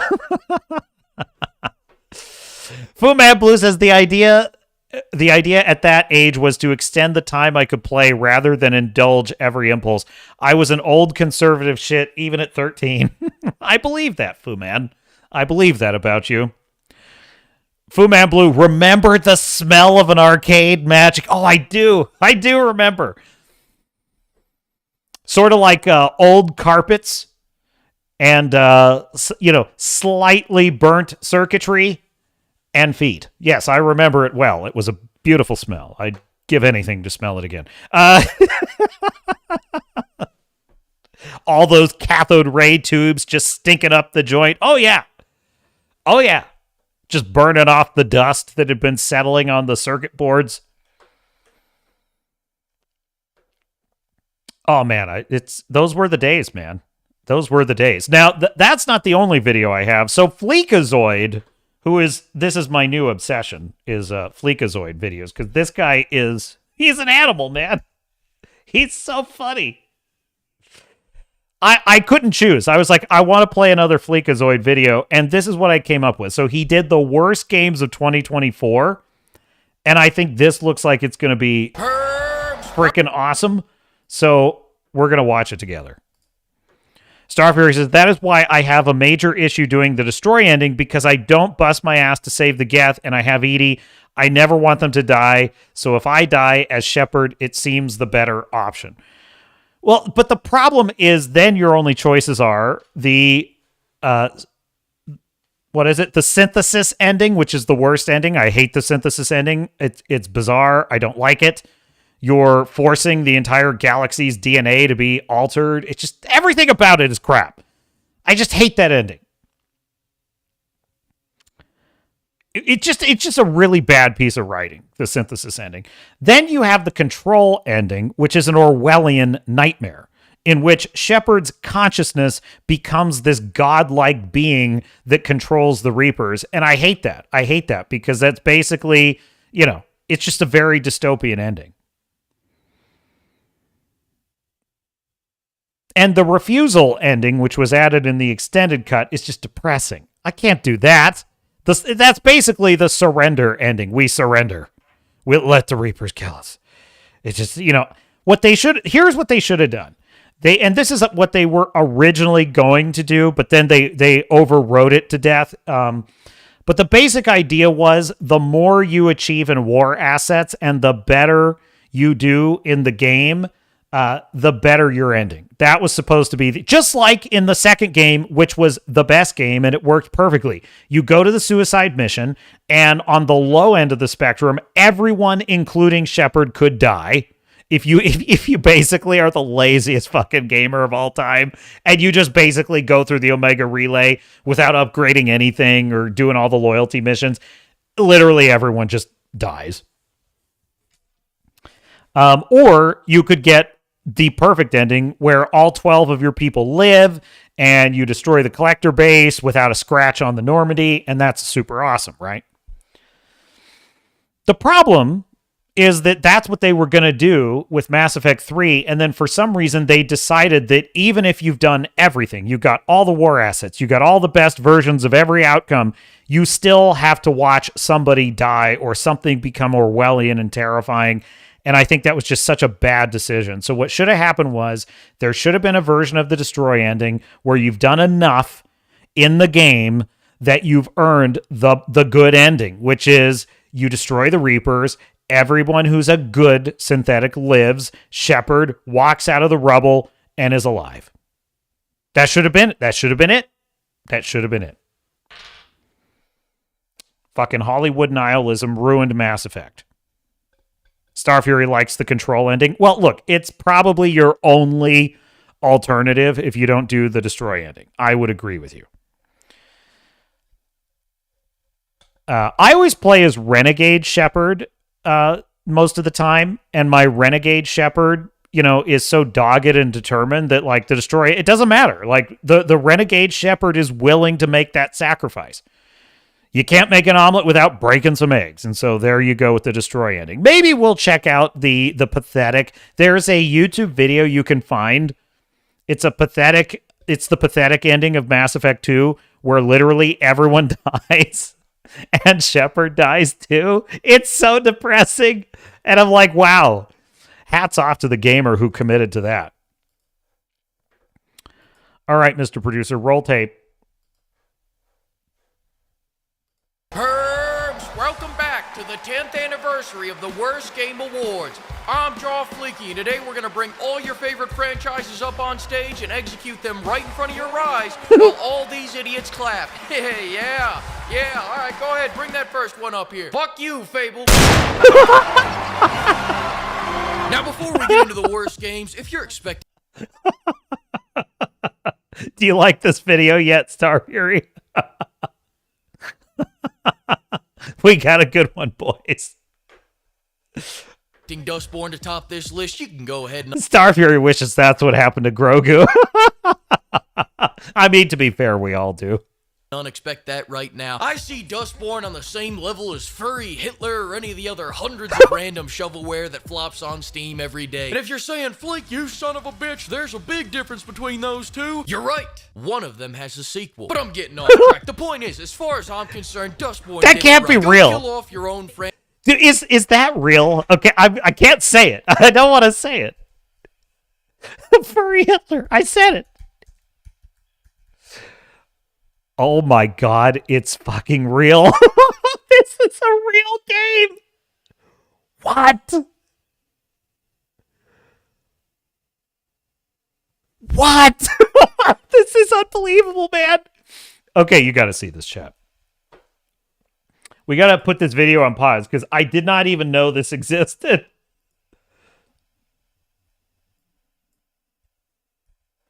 Here we go. This is a real thing.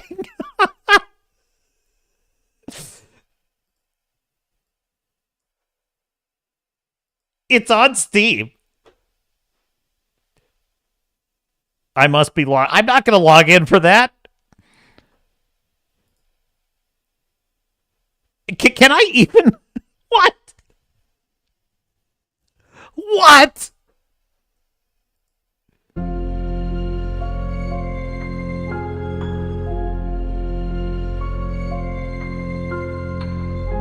Oh my god.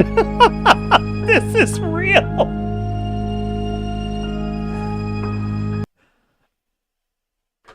I have no you know what? I'm getting nervous now. I don't want to get in trouble with YouTube. Okay, no more of that. Well, it's on YouTube. It's literally a YouTube video, so can I get in trouble for that? I don't think I can. If it's on YouTube already, surely it's, you know. Let me get Mr. Producer. Let's just pull it back up for a second. I can't help myself. I have to know. What is this?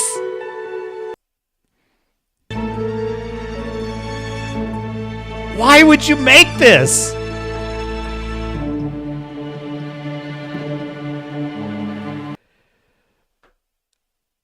What? What is this? I can't even believe this.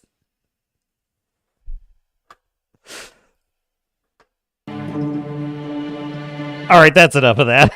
Literally, I don't care if it's on YouTube. It's making me nervous. I can't deal with that. Okay. Roll tape, Mr. Producer.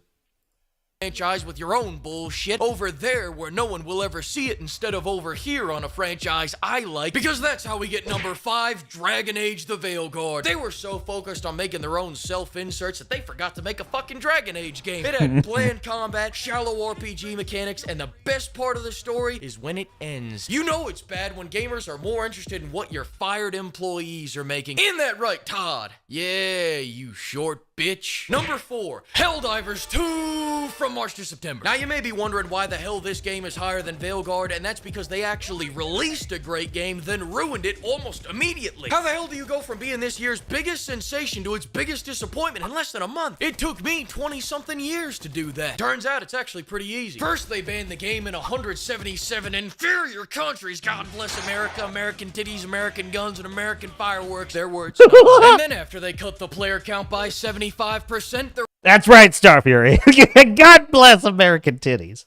Our only question was, how do we get the other 25? By nerfing just about everything players liked, and then justifying those nerfs by saying, give it a chance. No! But it's all water under the bridge now because they unnerfed everything and dropped a fantastic new update. Yeah, 177 countries are still banned, but peace has returned to Helldive. Motherfucker! Todd, I'm sorry about what I just said before. Get up here. I got a handcrafted trophy for you. Just kidding. It's an empty box. Fuck off my stage. Go back to your booster seat. Number 3. How can we forget about this year's biggest loser, the quadruple XL flop overweight watch? Concord, did you not just hear what I said? I said die where no one else will see it. When you spend $400 million fucking dollars, now I gotta see it. Despite everyone attributing the failure of Concord to the oversaturated market of hero shooters, it actually came at the perfect time to penetrate the market. Fellas, somehow after 8 years of development hell, they managed to perfectly line up their release date to be exactly when Overwatch fell off and left a wide open door for any decent hero shooter to take their spot. Now, unfortunately for Concord, that door was not wide enough for dogs. Marvel Rivals slipped in there instead. Here's the...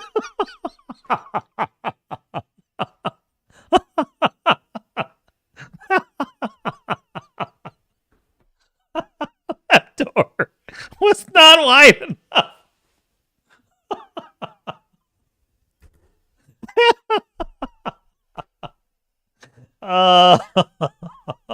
Open door for any decent hero shooter to take their spot. Now, unfortunately for Concord, that door was not wide enough for dogs, so Marvel Rivals slipped in there instead. Here's the slow and wide. I don't need to play as characters that deadlift 400 pounds every time they get up from a chair because one's more than enough. Other than making Overwatch worse by putting its gameplay on Dawes diet and budget cutting the roster, the only unique value out of Concord was that they were gonna add weekly cinematics. Sony, not again. Come over here. Listen, we already have 15 seasons of Man vs. Food. We didn't need to see Dog go for another 20. You finally made a game that didn't have 30-minute walk and talk alongs, and it won Game of the Year. Look at that, buddy. Todd wasn't even up there. No, it wasn't because he couldn't reach it, you know, because of his short height and all. Anyways, what I'm saying is take a hint. Please just surrender.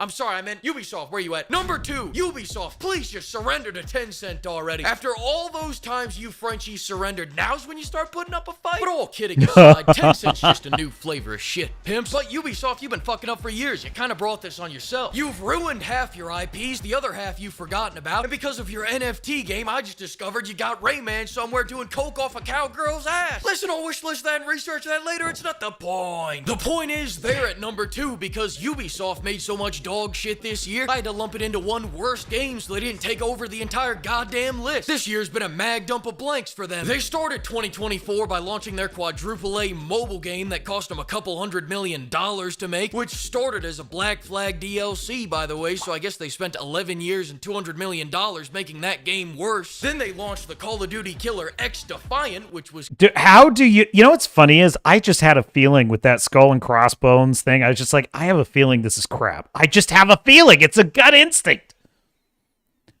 How do you screw up an open world pirate game? Well, Ubisoft found a way. Killed by Call of Duty. Star Wars Outlaws was so boring, not even the people who bought it played it, and they capped off the year by delaying the final nail in their coffin to 2025, replacing their big finale instead with not one, but 2 NFT games. Be honest with me now, Ubisoft. How much of Rayman's supply did you inhale to cook up these brilliant ideas? Did you guys make this in a weekend, and if so, why? Ubisoft flopped so many games this year, now they gotta pray for some El Salvadorian cartel to launder money via snow-sniffing Rayman NFTs. Moving on. No, wait, hang on a second. I forgot that they launched Prince of Persia at the beginning of this year. Nah, it's alright. So did everyone else. But this last game is unforgettable. Truly, some magical things had to happen for this to align with our big 10th anniversary show. Things that may not have ever seemed a possibility. If you truly love video games like I do, this moment is for all of us. And the winner of this year's worst game of the year is Todd. Sit your ass back down. You get another worst game award. No, Suicide Squad. Bye, Arkham Batman. At least this time the chair's leather. I bet you forgot this piece of shit even came out this year. So did I. I just added it 5 minutes before I was about to publish the video. Listen, I've got 3 videos on this game. I'm done talking about it. The game was bad, the cash shop was bad, and all the post-launch content was like an IV drip of cyanide. We got the Twinkler, Mr., Mrs., Freeze Fire, whatever they identify as. Then we got the social justice daughter of a hitman, and then just a chill guy. After all that, we got a regular old comic book character. Truly amazing. Their death rattle was a moment of clarity. Good for you, Rocksteady, but I'll never forget you took our Batman from Arkham City, Arkham Asylum, and Arkham Knight, then shot him not on a lazy boy, not on a Natuzzi sofa, not on a lawn chair with a soft padded seat that has floral embroidery, but on a park bench. Fuck you, Rocksteady. The only thing you should be remaking is your resume for when your studio shuts down. I will never let this go. My hate for this game is generational. I'm gonna put my hate for this game in my will so my grandkids inherit that shit. Then I'm gonna take all my anger and go have a wonderful time with my family. And I hope all you pimps have a hot Christmas too. Treat yourself. Go get the new Stellar Blade update. And on January 4th at 7 p.m. EST, be sure to stop by the Fleek Awards game SmackDown to see all these games fight in the ring. Come see Pal World Fight Off 20 and Nintendo's lore. Come see Tall Howard body slam Geoff Keighley through a steel cage. You won't want to miss it. I don't care if your firstborn son's being born. Project it on the wall because he won't want to miss it either. January 4th, 7 p.m. Be there. Dude, I just love that guy.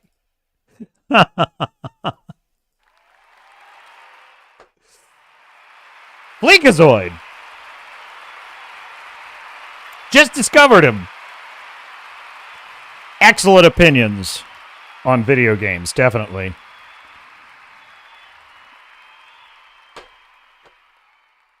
Wrangler says, I just had to buy a physical copy of Prince of Persia: The Lost Crown so I could get one before Ubisoft goes out of business. It's probably the last good game they'll ever make. Probably. It's rather incredible, isn't it? I still can't believe that Furry Hitler... I can't believe that that's a thing. How can that be a thing? That doesn't make any sense. The lead character is, ADOLF. The lead character. What else? Star Fury says furry SS officers. What's not to like? Oh, jeez, no.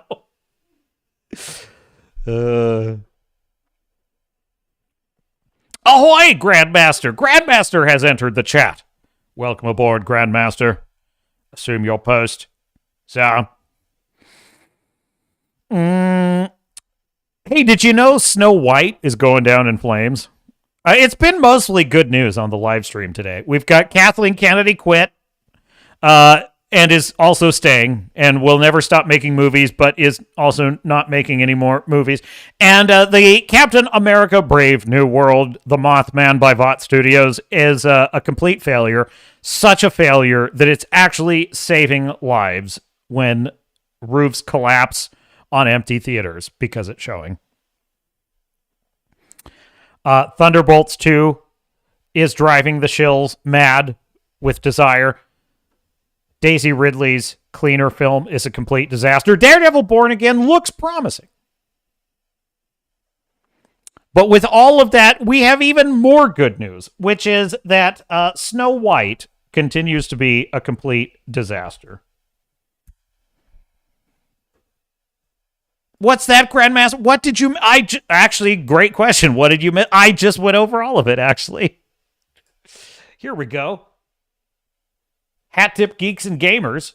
Mirror, mirror on the wall. Snow White in the 7 CGI abomination. Making the dwarfs look like a PS1 hack. Reap was a bold choice. Rachel Sadler looks like a medieval squire boy. She does. $7 million Snow White. Hold my beer. Disney used to make people famous. Now it ends acting career. Mirror, mirror on the wall. Why the seats are empty in cinema hall. Mirror, mirror on the wall. What's the biggest Disney flop of all? Consider the unbelievable state that Disney has become. They have had such a string of failures that they literally are generating online AI music from the comments of how bad their products are. And they just keep making them. This is what I was talking about at the beginning of the stream. The level of humiliation and disaster they've been doing. And they are in the business of making entertaining products, and they deliberately make things that their customers don't find entertaining and don't want. It's truly the eighth wonder of the world.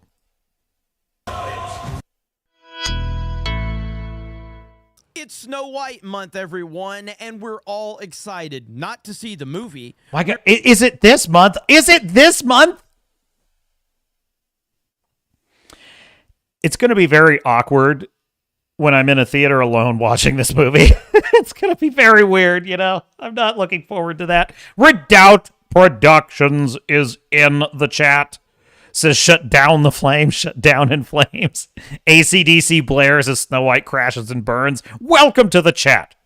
Redoubt Productions. A historical man. I respect it.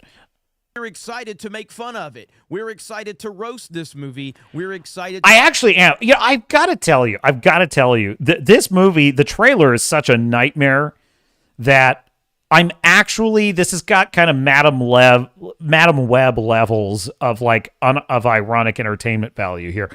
I really am deadly curious about what this movie's going to be like. I'm so curious. I have to see it. To watch the latest Disney disaster that they deserve walk out there and be a box office bomb, just like so many of us have predicted. And a lot of reasons have led to the demise of this movie. But Rachel Zegler, the star of the movie, has been the person that so many people have keyed in and focused on, because she is truly one of the most unlikable people in all of Hollywood, which is a huge accomplishment, by the way. We should probably be congratulating her for that, because to be one of the most unlikable people in Hollywood truly is a very, very prestigious accomplishment. So congratulations, Rachel. But here, the commander's right about this. That's not easy. To be the most unlikable person in a sea of people that are the most unlikable people in society, that would be Hollywood celebrities. That's impressive. That takes commitment, dedication, and persistence. you have Screen Rant. Rachel Zegler, Snow White box office projections now up to $22 million lower than already middling outlook. Crowbar the Skull saying Snow White is going to be an L for Disney, the likes of which the world has never seen. Yes. Grandmaster saying pre-sales are low, if that means anything. It does. Listen, Snow White is going to be an unmitigated disaster. How do I know? Because of course it is. Because fucking of course it is. What else do you want me to say? It's every single one of these. Every single one. It's going to be a disaster because of course it is. Look, this movie is in massive trouble, and Disney is in a weird position because it's clear that they're completely embarrassed by this movie and they really don't know what to do. And so we're seeing them try to run from this movie, but at the same time, they have to release it because they've already made their bed and they're going to have to lay in it. This is from Forbes. Last year, Disney reveals Snow White remake is set to blow its budget. So right now, it's already looking at a $300 million plus budget, production budget.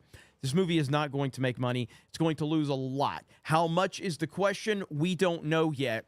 But again, as this Screen Rant article tells you, that the projections just continue to drop and drop and drop. I even heard Grace Randolph today had this to say. Listen to this.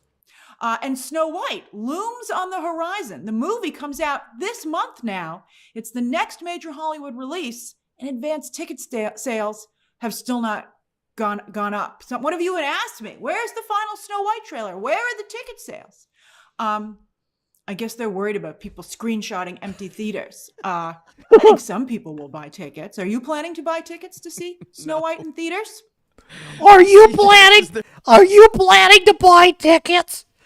Fu Man Blue, are you going to buy tickets? Grandmaster, are you going to buy tickets to Snow White? They're worried about people screenshotting empty theaters. Disney is so scared of what we're seeing right now, and it is glorious. Before we continue, make sure you go over to Meta PC and check out their entire website.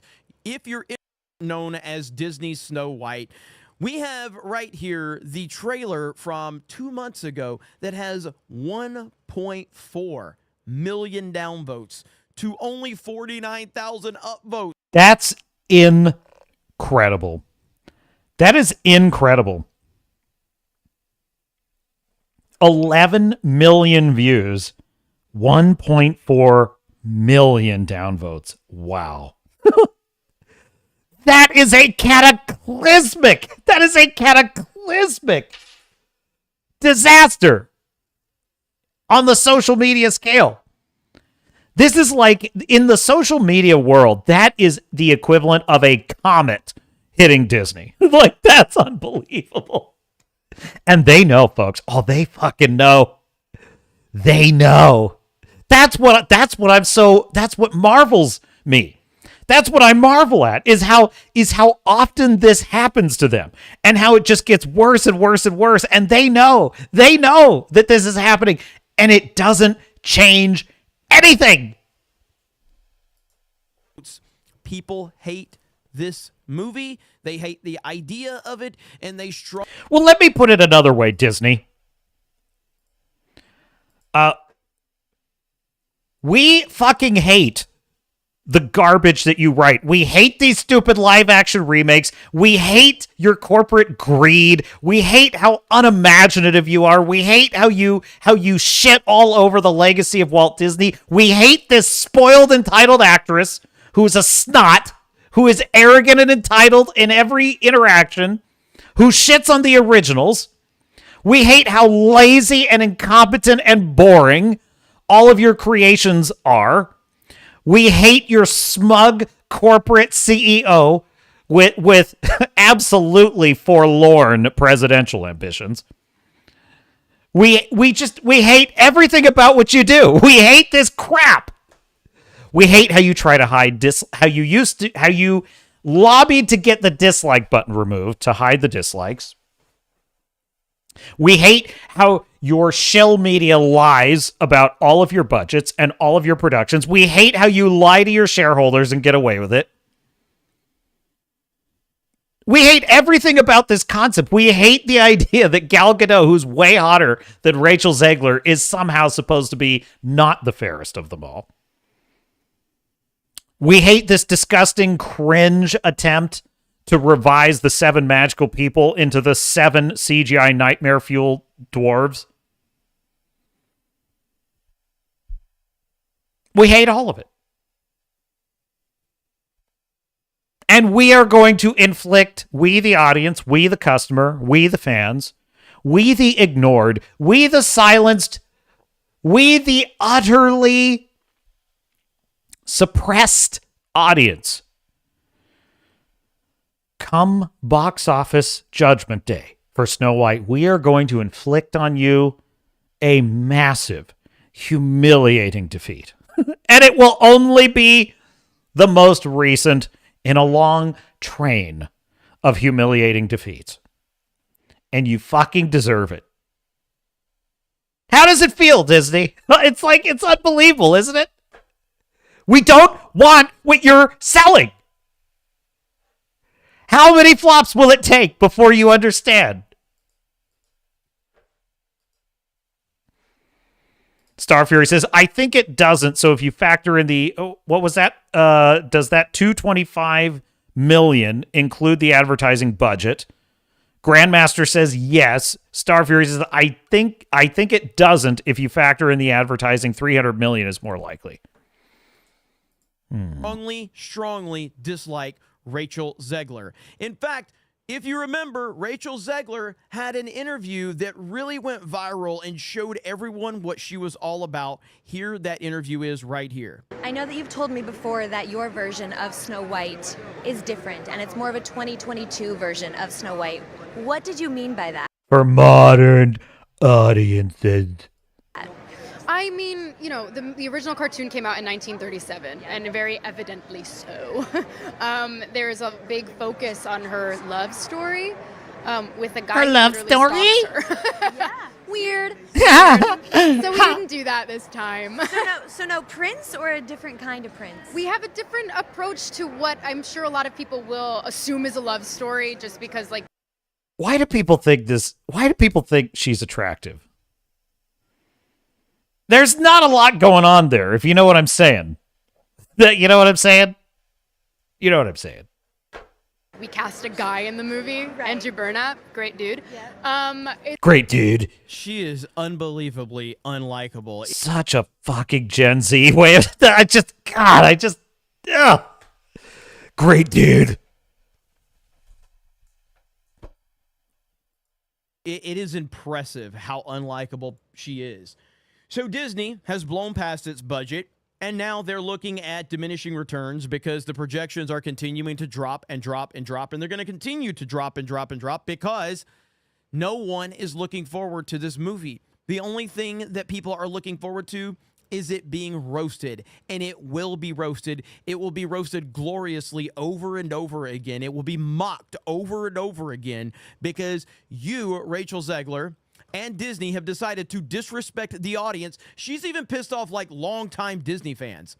Even people that don't watch my channel or the channels that are roasting it, even those fans were fed up with her disrespect of the iconic Snow White, the one that started it all for Disney, and she just trashes it and disrespects it. It's your typical TikTok kid. That's who Rachel Zegler is. She's also spewed her political nonsense, and she's alienated people from that perspective.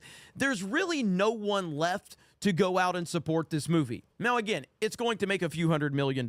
It will. How many millions, hundreds of millions of dollars? I'm not sure, but it's going to make some money, but it's not going to make a profit. There's no way this movie can make a profit based on the information that we have in front of us, based on the projections, based on the lack of excitement that's out there, and Disney deserves it as they have so many times before. You guys let me know your thoughts in the comments below. Thank you very much for checking out this video. Go to Meta PC, check them out, use promo code 199, and we will talk to you later. Hat tip, geeks and gamers. Kathleen Kennedy's leaving Lucasfilm. And the commander. All right, we got to double dip, folks. There's too much going on, and the shills are out. The shills are out there, and we have the Crybaby Soy Boys. So we're gonna do another Grizzy video, okay? We're gonna double dip on Grizzy today. I'm sorry, I have no choice. It's either woke soy boys get triggered over the fan rejection of Captain America. Oh, I'm kind of excited about that. Or must defend Kathleen Kennedy. Disney shills defend Kathleen Kennedy and cry over Kathleen. Okay, first one in the chat tells me, is it shills defending Captain America or shills defending Kathleen Kennedy? Which one are we going to do? It's our last Grizzy video. Grandmaster, Fu Man Blue, Wrangler, Crowbar the Skull, Staffyade, Tom. Derpy Entertainment, who might be out there. Is Derpy out there? You're out there, Derpy. I know it. Who else? Who else am I not thinking of?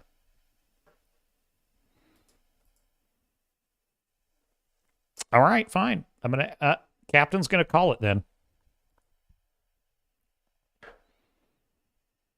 I'm kind of lean. You know what? We talked about Brave New World. All right, Star Fury agrees with the captain then. Brave New World. Dang it, Crowbar! You just tied the score. Damn it! Now it's Kathleen Kennedy. Fu Man Blue brings it back to Crybaby Soy Boys over Captain America. Okay, we're gonna do that one then. Unless Tom comes into the chat, evens it up again. I think this will be more fun, personally. All right, here we go. I was so... Actually, you know what? The more I'm thinking about it, the more excited. The more excited. Redoubt Productions says Staffyade has spoken. We must obey Staffyade's wishes. I don't know that. Do not... You know what? Star Fury is an enjoyer of sports ball games.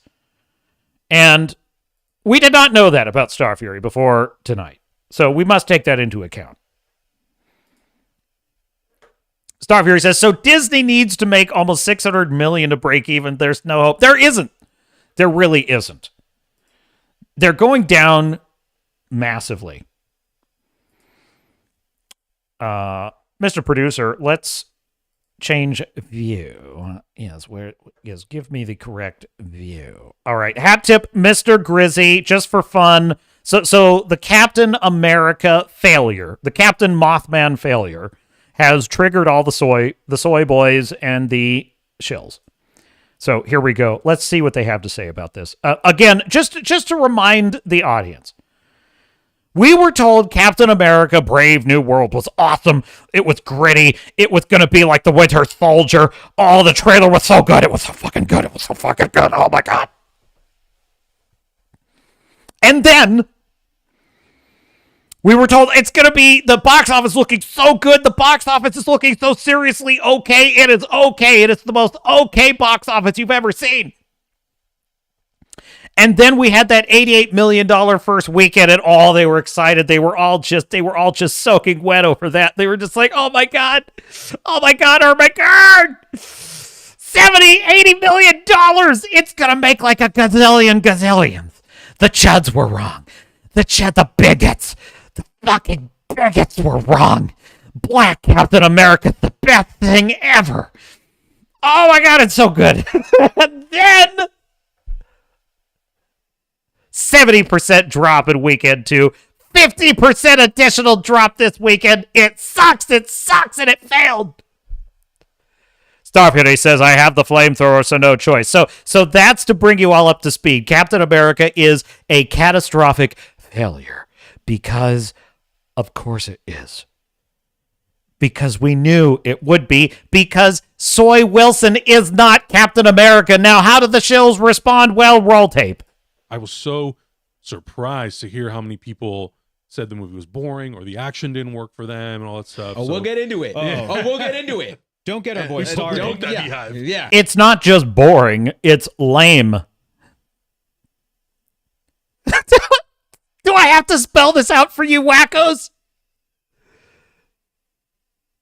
The primary geopolitical conflict in the story is, oh my God, Japan is going to fight a naval war with America. And fucking Sam Wilson. Fucking Sam Wilson and the new Falcon have to fly around knocking down missiles and knocking on the cockpits of the mind-controlled pilots.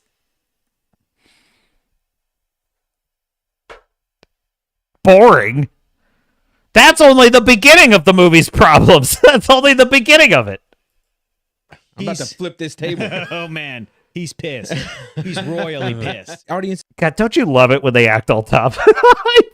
No, I'm going to flip this table. Don't like change. Whatever. Get over it. Comics change. Triggered.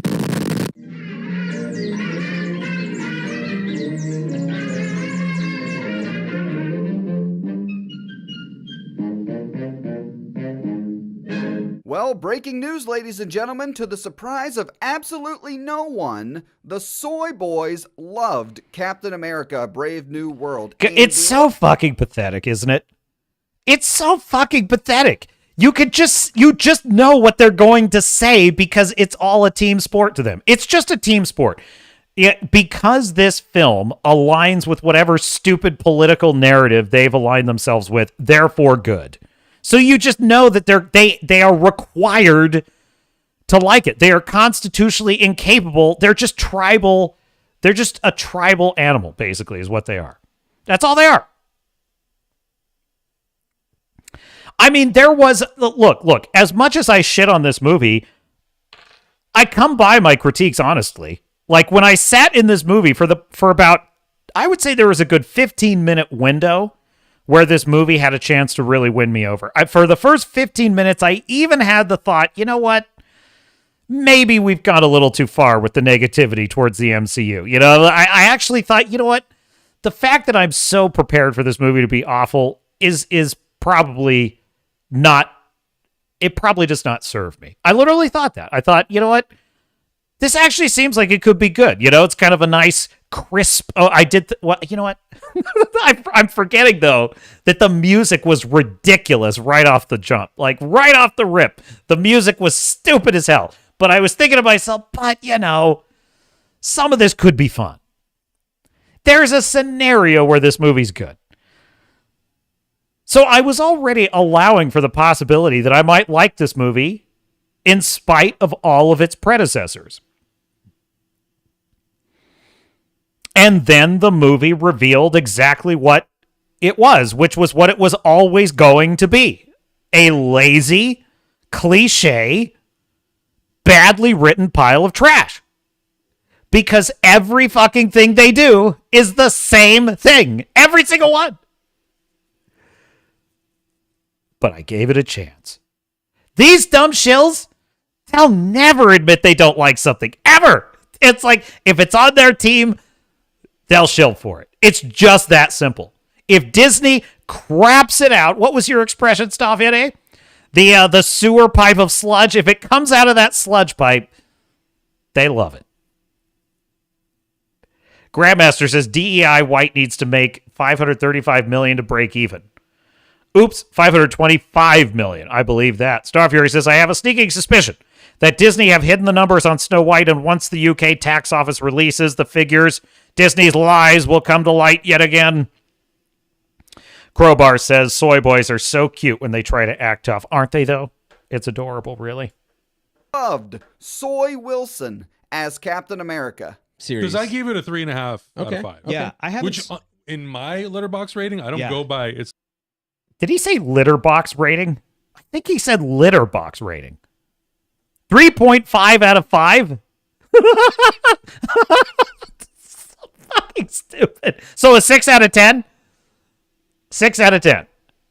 That's actually kind of a low score, Shill. It's kind of a low score. You some kind of fucking racist or something? I think maybe you are. I think you just have a problem with black people. That's what I think, Shill. Otherwise, you would have given it a 5.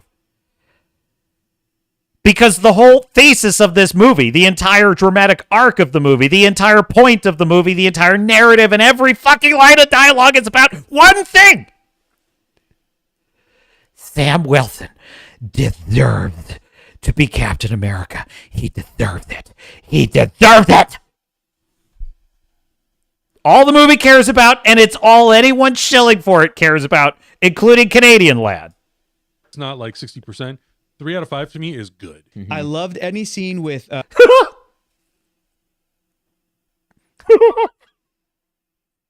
Starberry just said 7 out of 10. You moron. Learn to math. I added moron. He said learn to math. Look, Star Fury. I am a man of letters. I am a man of language. That is my craft. I cannot be bothered with the minutiae of numbers. It's just not. Okay, fine. 3.5 times 2 is 7. That's fucking bad. That's really fucking bad, man. But listen, that's what Mr. Producer told me. You did. You said 6 before I did. I'm just following your lead. Of course I wouldn't go off a cliff after you. That's a separate issue.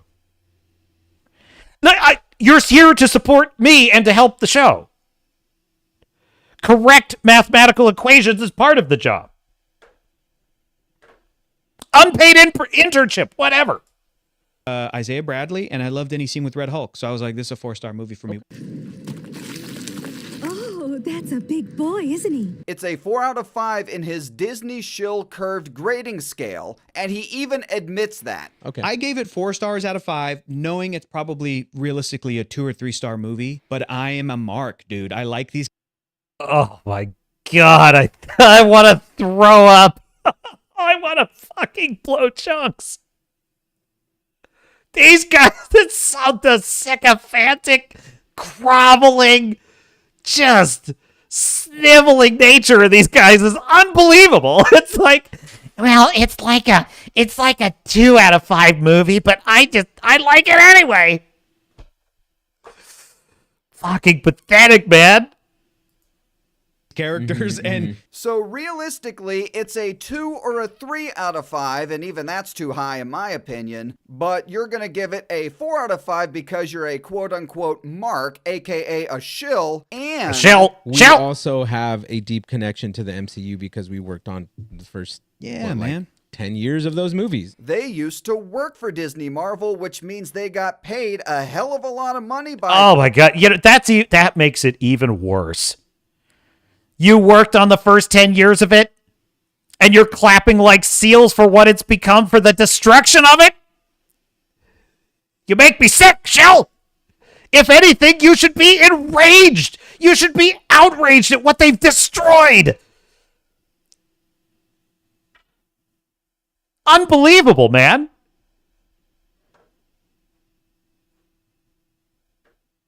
Crowbar the Skull says, it's okay to like a bad movie. Just acknowledge it's bad. Well, yeah. I'm trying to think of like a flat out bad movie that I like. I'm trying to think of, I mean, my opinion is usually so impeccable that that's rare, but there's got to be one. I don't actually consider Avatar a bad movie. I consider it a movie with serious flaws, but I like it a lot. So that doesn't really count, because it's actually a pretty good movie, but with flaws, is what I think Avatar is. But what's like a bad... I mean, I guess kind of Independence Day is sort of a bad movie that I love, but it's not... Compared to today, it's not really... It's actually... The script is pretty decent for Independence Day. Yes, they're able to... Look, even in its time, even as a 13-year-old kid watching that movie, I thought it was kind of dumb that a 20th century computer virus was able to take out the mothership, okay? Even then, I was thinking that, so... Transformers 1986, that's not a bad movie, Wrangler. That's a good movie, isn't it? That's a pretty good movie. Come on, there's got to be something I can think of here. I'll think of it. All right, roll tape, Mr. Producer. Them perhaps still do, so it's completely logical to ask, why would they ever criticize anything? First of all, do we think that the internet is being too harsh on this movie? Absolutely, okay. Man. That's what I'm so mad about. And why would they not get triggered when people do criticize it? I don't have patience for people who sort of revel in hate watching something. Yeah. It's just been really frustrating to be on the internet for the last week and seeing people talk about the movie. But just to... What a bizarre attitude. Do you know why they feel that way? This is exactly why they feel that way. Because wacko leftist loons like these soy boys, they live in a world where only affirmation of their false reality can make it real for them. Like, they know that the problem is they're plugged into the Matrix and they are the equivalent of blue pills. And we're a bunch of red pills pointing out that the Matrix is fake and it's not real. And that bugs them because it's poking holes in their fake reality. That they want us to live in this delusion with them, and we refuse to do it. And moreover, we're actually having fun. We're actually having fun. Okay, I thought of one. Waterworld. I love Waterworld, and that's pretty much a bad movie. I love Waterworld, okay? We need more examples of bad movies. There's got to be... You know what? Hang on a second. Let me just do this real quick. We might as well, because I'm double dipping on Grizzy anyway, so... List 20 popular movies that are objectively bad. I just got to get the juices flowing, you know? Transformers, Revenge of the Fallen, Suicide Squad, Batman and Robin, The Room, Twilight, Star Wars, Rise of Skywalker, 50 Shades of Grey, X-Men, Dark Phoenix. I'm agreeing with all of these. Cats, gross! Justice League, 2017, Jurassic World Dominion, The Happening, Indiana Jones, Spider-Man 3. This is ChatGPT talking. Too many villains, cringeworthy, emo Peter Parker, and tonal whiplash. That's actually pretty accurate. I do like Spider-Man 3, though. I guess that counts.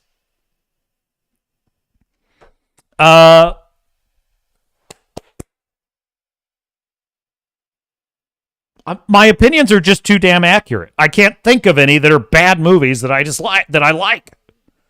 It's really tough, man. It's really hard.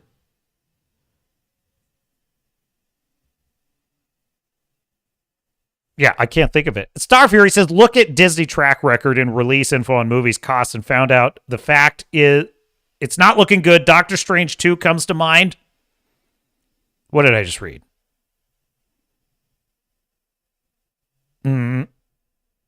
Wrangler says, I did actually like Indiana Jones and the Crystal Skull. Fair enough. I'll think of one. It's important for me to humanize myself.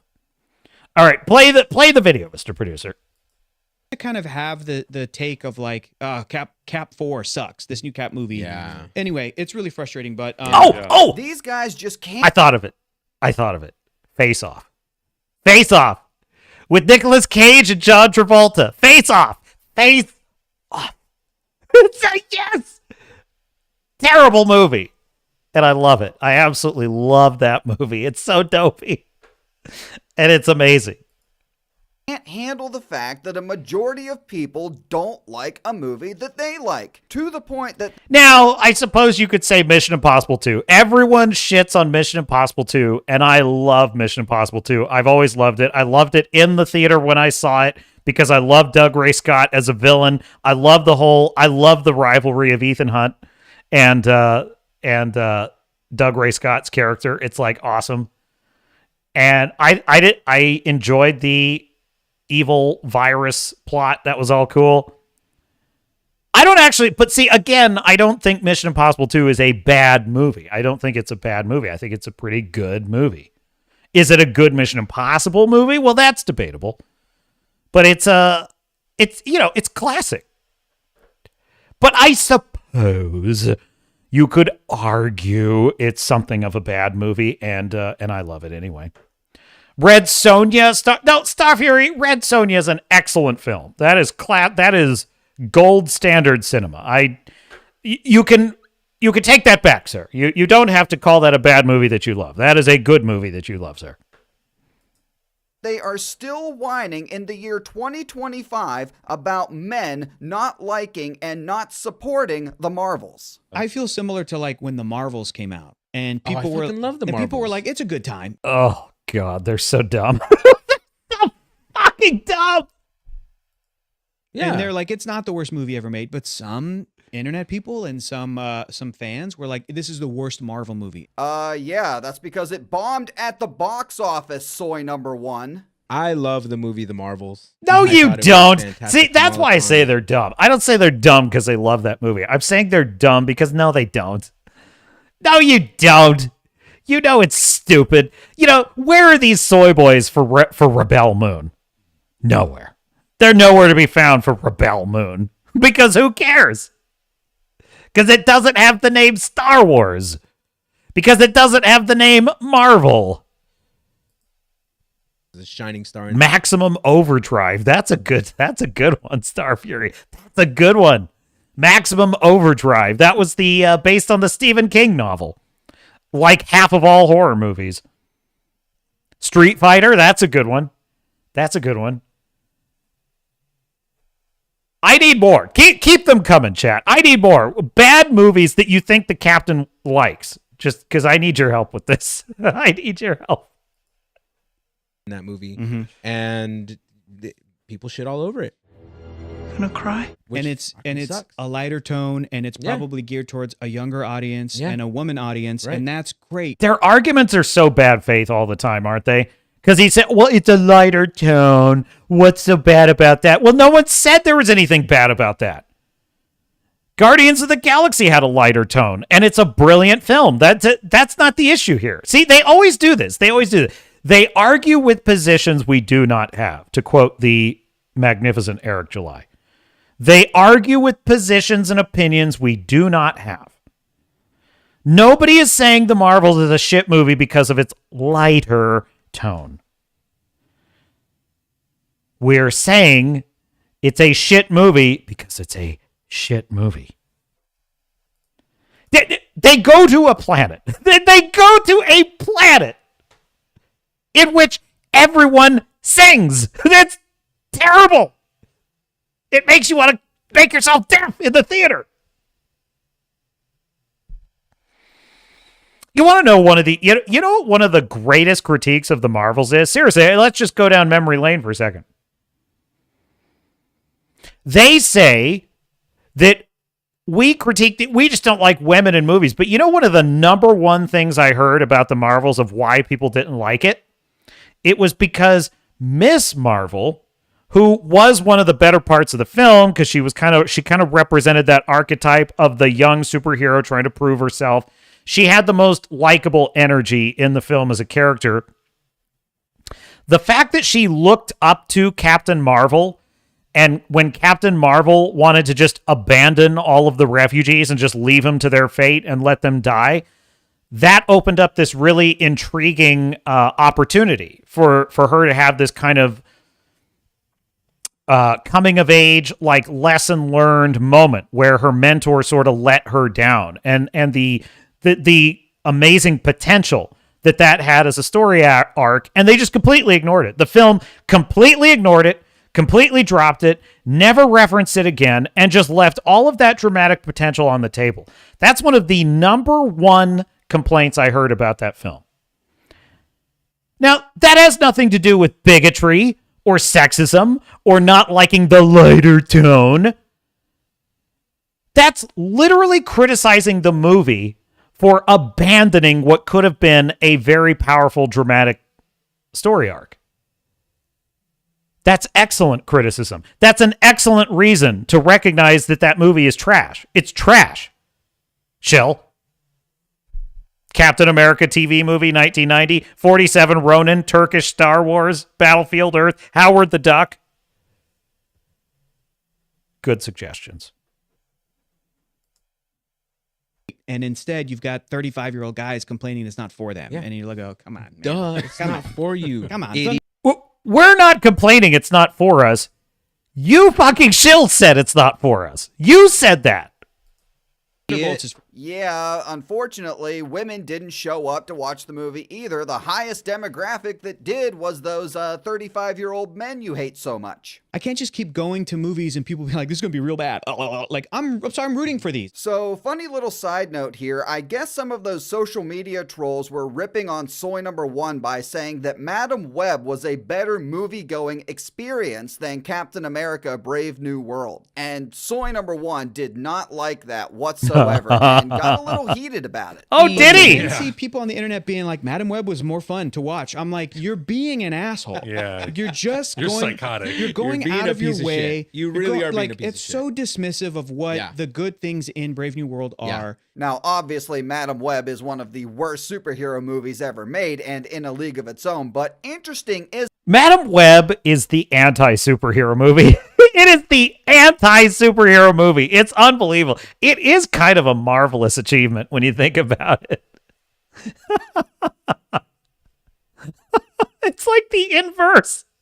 It's the literal inverse of what makes a superhero film interesting. Because like in a superhero film, right, you have an ordinary person who suddenly is gifted with extraordinary powers, and then they learn lessons through those extraordinary powers, and by the end of the film, they enter their final form as the fully realized awesome hero with all these epic abilities and everything, right? So Batman Begins, Spider-Man 1, etc. ad infinitum, right? What's amazing about Madam Web is she gets kind of lackluster, not that interesting superpowers, which aren't that useful.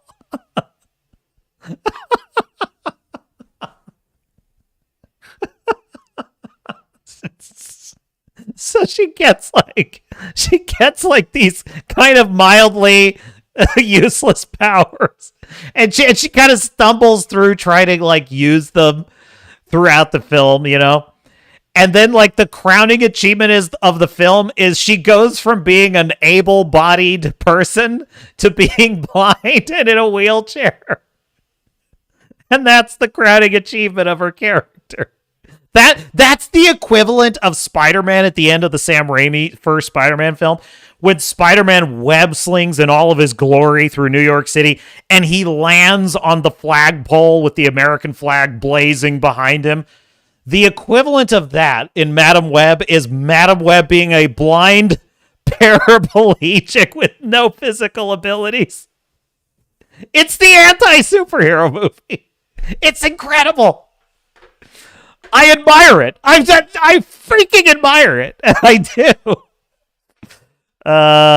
Waterworld. Yes, I said Waterworld, Skunks Workshop, and I agree. Yeah, Waterworld that's a good one. That's a bad movie that I love. I will agree to that. Isn't it how that triggers him? And it's also interesting, isn't it, that it's okay for these 35-year-old men to dislike Madam Web, but it's not acceptable for people like you and I to dislike the Marvels. Funny how that works, isn't it? And we all knew this was coming. Just when you thought it couldn't get any more soy, any more cringe, they gotta take it to that next level. Yes, could this movie overall have been blacker, for lack of a better term? Absolutely. No fucking way. What does that even mean? Sam Wilson is a black. You have got to be shitting me. The chutzpah, the absolute gall of these guys. These fucking white little twerps, and they're gonna sit here and they're gonna lecture the movie for not being black enough. Do they hear themselves? Wow. This is roll that back. I'm just gonna relish this. Gotta take it to that next level. Yes, could this movie overall have been blacker, for lack of a better term? Absolutely. What the fuck does that even mean? Sam Wilson. The pretentiousness, the pedantic ivory tower pretentiousness of it. It boggles the mind. Wilson is a black man in America these days. Like, he's lived a whole different life. Look, I'm going to be straight up. I'll be frank, okay? This is a black superhero character. Here we go. Directed by a black director. Written by a few different writers, but I know they're black writers. And he's like, how come there ain't no Ebonics in it? How come they're not in the hood more? You fucking racist piece of shit. He's like, how come it's not more blacker? Stay in your lane, you fucking twerp. Involved with this project. And they, according to Soy Number 1, got screwed over by the corporate, well-meaning white overlords that fucked up the production of this movie, apparently. God, would you not pay to see this guy saying this exact thing with Anthony Mackie in the room? I would pay to see it. I would love it if this little twerp, for just imagine a situation in which Anthony Mackie's doing like the press tour rounds, and he winds up on a podcast being interviewed by this little twerp, and this twerp phrases this exact point as a question to Mackie. Do you feel that as a black man, Mr. Mackie, do you feel that as a black man and being directed by a black director, do you feel that this movie should have been more black? And why is the answer yes? And just imagine how patronizing and condescending that would have been. He would never have the stones to ask this question to Anthony Mackie directly. He would never say this. This is they-them energy. Is this not they-them energy here? That is exactly what this is. They-them energy. I worry that all of the people sort of in the decision makers, if you will, at Marvel Studios or at Disney or whatever, most of them are like well-meaning white guys. And maybe I'm giving them too much benefit of the doubt, like well-meaning, Like what? There's a secret society of white men buried within Disney Marvel, and they're sabotaging projects like The Marvels, Captain America, Brave New World, and Secret Invasion because they want white male leads? No, that's ridiculous, and people like the Soy Boys go out of their way to talk about race and find racism in just about everything. The perspective of like being a black American, but also having some sort. What in the blue fuck do you know about that, you stupid soy twerp? I just can't even get over this. I cannot get over the arrogance of this. Who the fuck are you to even mind your own business, you moron? What a fucking moron this guy is. God, stupid people, man. Like, just the unbelievable chutzpah, the hubris of this. Like, you're gonna fucking lecture the creatives on this about how black this isn't the authentic American black experience. What would you know about it? Armed services in your history. To fight for your country, but knowing the country was built on racism. I can't take this shit. Are you serious? I've said this before, and I'll say it again. This is why Disney Marvel and Disney Star Wars are failing, because these are the people that they want as their audience. This is their target audience, and this is who they are making their content for at the end of the day. All right, now this next clip I wanted to see. That was breathtaking. That was absolutely breathtaking. I can't. I have almost. I could say I have no words, but I clearly I do have words. But have you ever seen anything like it? I just can't even believe that. It's just that as a white man in America, I just don't think this is black enough. Oh my God!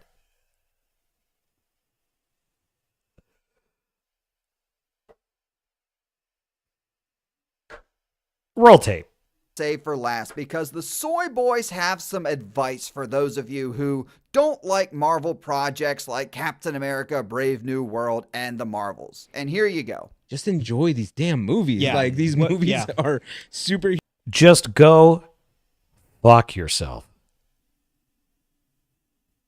Just, you know what? You want to grovel and snivel and race bait and pander like a pathetic, sycophantic slave. You just get right down on your knees, you dumb shill, and you fucking slobber all over Disney's dick, and you just have a great old time. You have every right to do that. But you're telling me to just enjoy this drivel, this slop? Just fuck off. Hero, big bombastic action movies, and kind of give them the benefit of the doubt that, like, you're gonna go in and have an experience. Enjoy low IQ, badly written garbage. Never this side of hell, shill. Give Disney Marvel the benefit of the doubt and enjoy these damn movies. No! All right, guys, thanks for watching. Make sure you check out some of the other Captain America Brave New World good content already up times. live on the channel. And if you enjoyed the video, please. That's our Grizzy, crushing it as always.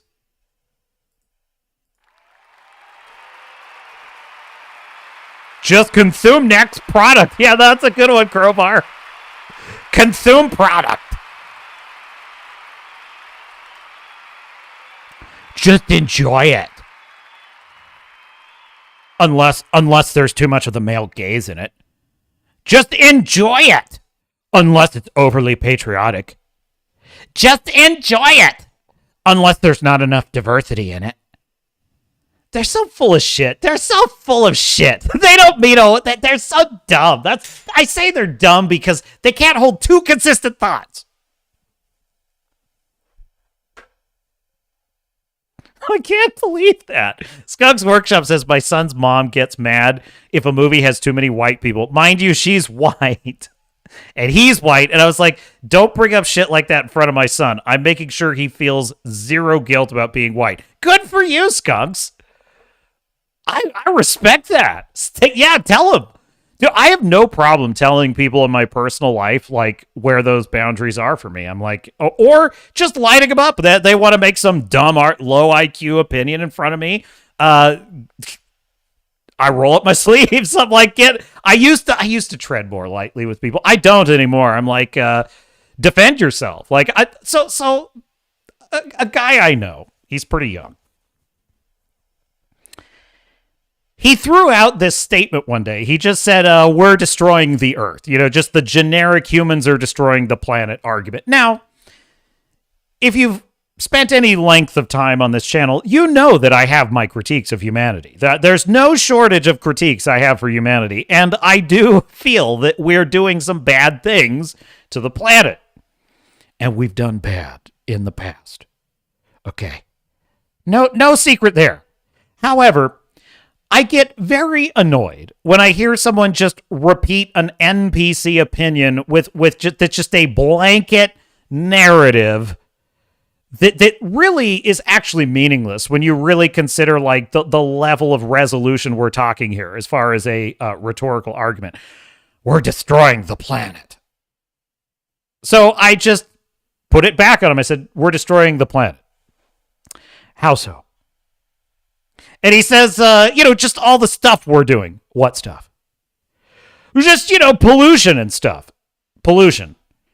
Enough to destroy the planet? What pollution? Name some. Well, the stuff that, like we drive our cars around. We drive our cars around? What about them? You know what I mean? And I just start grilling this guy. I just grilling him. And he gets these kind of like, and he started, just because we're with the carbon thing. That's literally, I'm shit you not. That's what he said. He said the carbon thing. I said, what carbon thing? Name it. What are you referring to? And he says, well, there's just, I don't know the name for it. I just know it's the thing with the carbon that's destroying the planet. And I said, so let me get this straight.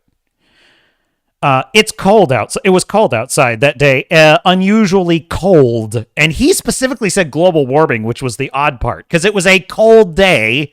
And he said, oh my God, the global warming, we're destroying the planet. I was like, why did an unusually cold day make you think of that? But that's beside the point. And then I just said, so let me get this straight. We are destroying the planet. Mm-hmm. But you can't tell me how, to what degree, to what scale, what specific things we're doing are even causing that problem. And he was like, well, what's the big deal? And I said, the big deal is you are putting forth what you just said has massive implications for how everyone on this planet should have to live. You've just parroted the very narrative that has basically given license for freedom of speech to be curtailed, for freedom of assembly to be taken away, for people's rights to be trodden on. And it is a narrative that has been beaten into generations now through propaganda. And you just repeat it and you don't know anything about it. And I find that ridiculous. And the reason I'm grilling you is because you're telling me we're destroying the planet and you can't even defend your position. You can't even describe your position. So don't tell me we're destroying the planet. And he said, well, just because you disagree. I said, I didn't say I disagree. At no point have I said whether I agree or disagree at all. That's not even the issue here. The issue is what you said, and you can't even defend your position. And he kind of backed up, and he kind of was a little bit deflated at that point. And I was punching down, trust me, and I know that. And I make no apologies for it because of the next point that I made, which is I said, the reason I'm being so hard on you right now is because you need to be able to defend yourself.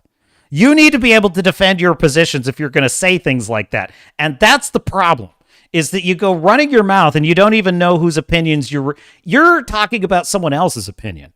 You need to have your own opinions and being able to defend them. So don't think you're going to get away with that in front of me. That's basically what I said. And it's like, that's how I am now. I'm like, you know what? That's fine. And people are, why do you take this stuff so seriously? Because I do. That's why. Look, I'm not everybody's cup of tea, okay? It just is what it is. That's why I have a YouTube channel. Like or don't like, that's up to you. You have the power. I love it that you said that, Skunks. I love that. Don't fucking say that in front of my kids. Don't you be peddling that bullshit. You want to believe that? That's your business, but not in front of my boy. I love it. I freaking love it. Look, It is stunning to me that a little white twerp living in the most luxurious, wealthy society in the world is going to sit here and lecture the creative team behind Captain America Brave New World about how black it should or should not be. Racism is not the problem in this country. That kind of thinking is the problem. That is the problem right there. And they just need to sit the fuck down. That's what they need to do. A lot of F-bombs. I take full responsibility, Mr. Producer.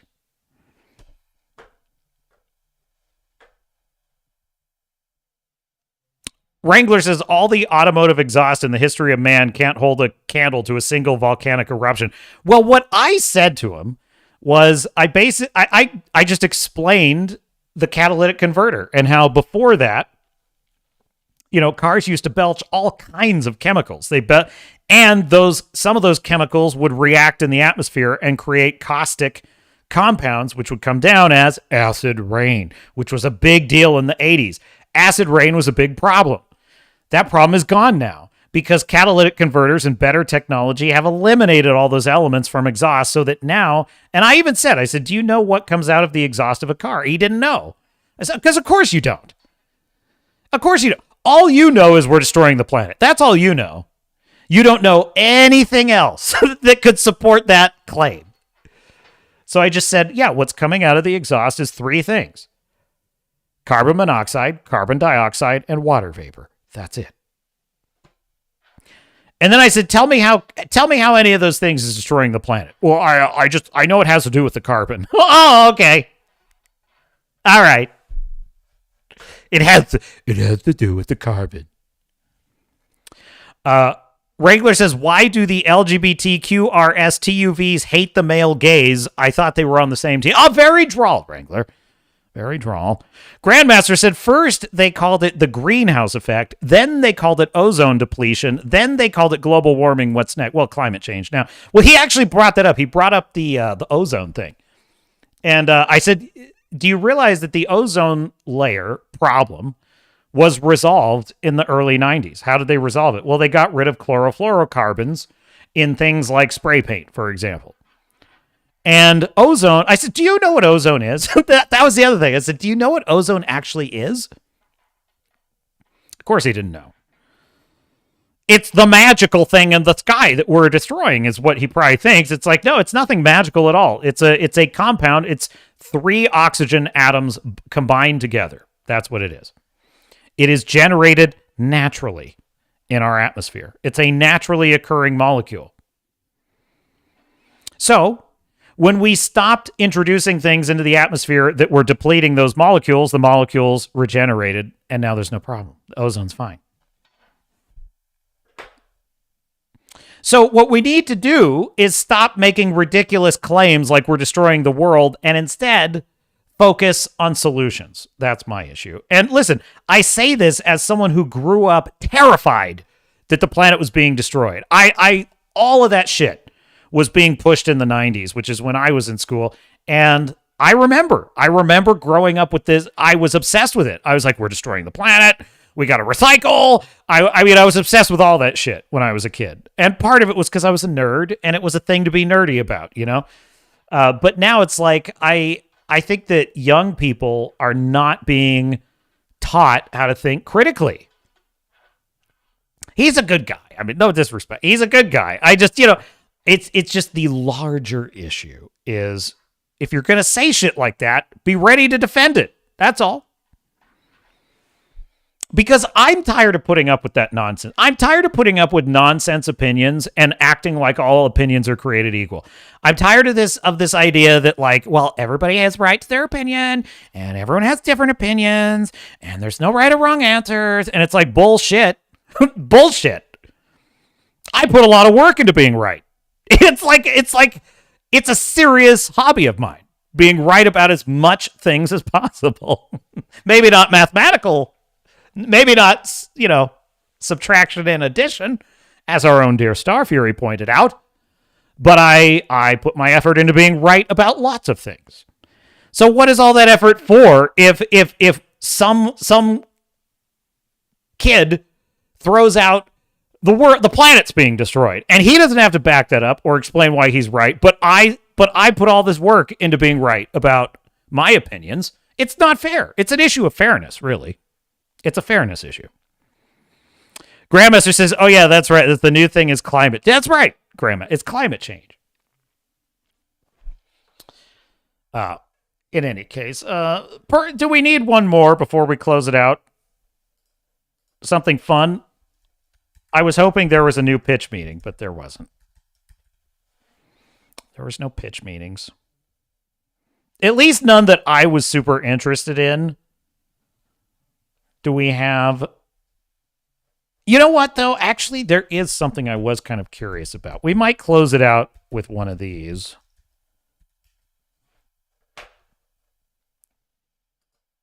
Critical Drinker has a couple. He's got a couple videos. What was this? Okay. All right. I know what we're closing it out with. Okay. He discovered two kind of oddball films recently, and he watched them and reviewed them, like oddball films that nobody's watching. And one of them was the one that we did early in the stream, which was The Cleaner. That would be Die Hard with Daisy Ridley instead of Bruce Willis. So here's this other one that he found. You know, normally... And it's called The Gorge. The Gorge. Mr. Producer, if you would. Throw a like on that puppy. Very good. We support the Drinker on this channel. If it weren't for the Critical Drinker, there wouldn't be a Swords and Starships channel. He showed us all the way, the Drinker did. Bless him. Screen effects to save money and starring a bunch of suspiciously big name actors phoning it in for an easy payday, the service that immediately comes to mind is Netflix, and maybe Amazon, and occasionally Paramount Plus. Generally though, Apple TV tends to be a bit more discerning about what they commission, relying on the old quality over quantity approach, and good lord, we could do with a bit more of that these days. So when I heard that they were releasing a Wrangler with a $4.20 super chat. Why, thank you, Wrangler.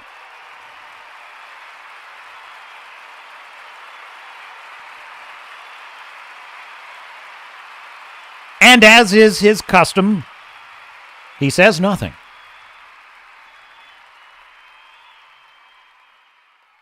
sci-fi action horror flick starring Anya Taylor-Joy and Miles Teller, two actors that I've got a real soft spot for, I promptly hoisted the Jolly Roger and set sail across the high seas. I mean, fired up my totally legit Apple TV subscription and settled in with a pint of bourbon to experience The Gorge. And 2 hours and 7 minutes later, my pint glass was empty, the gorge was over, and there was a suspiciously warm stain on my couch underneath me.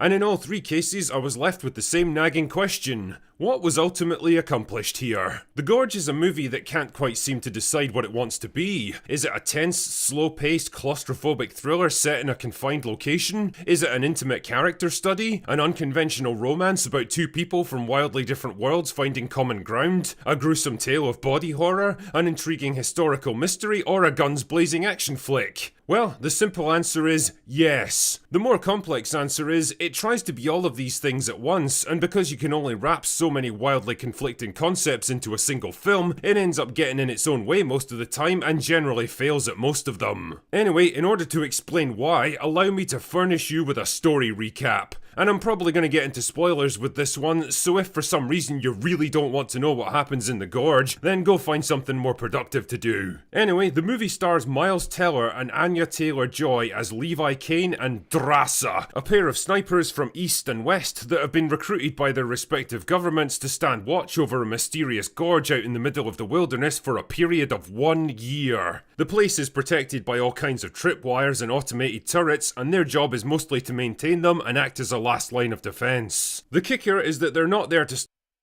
You know, I have to tell you, that's kind of an intriguing premise. There's a lot to like about that. Stop people from going into the gorge. Their mission is to stop anything else from getting out. They're not allowed to communicate with each other, and their only contact with the outside world is a radio check once a month. Okay, stop right there. Stop right there.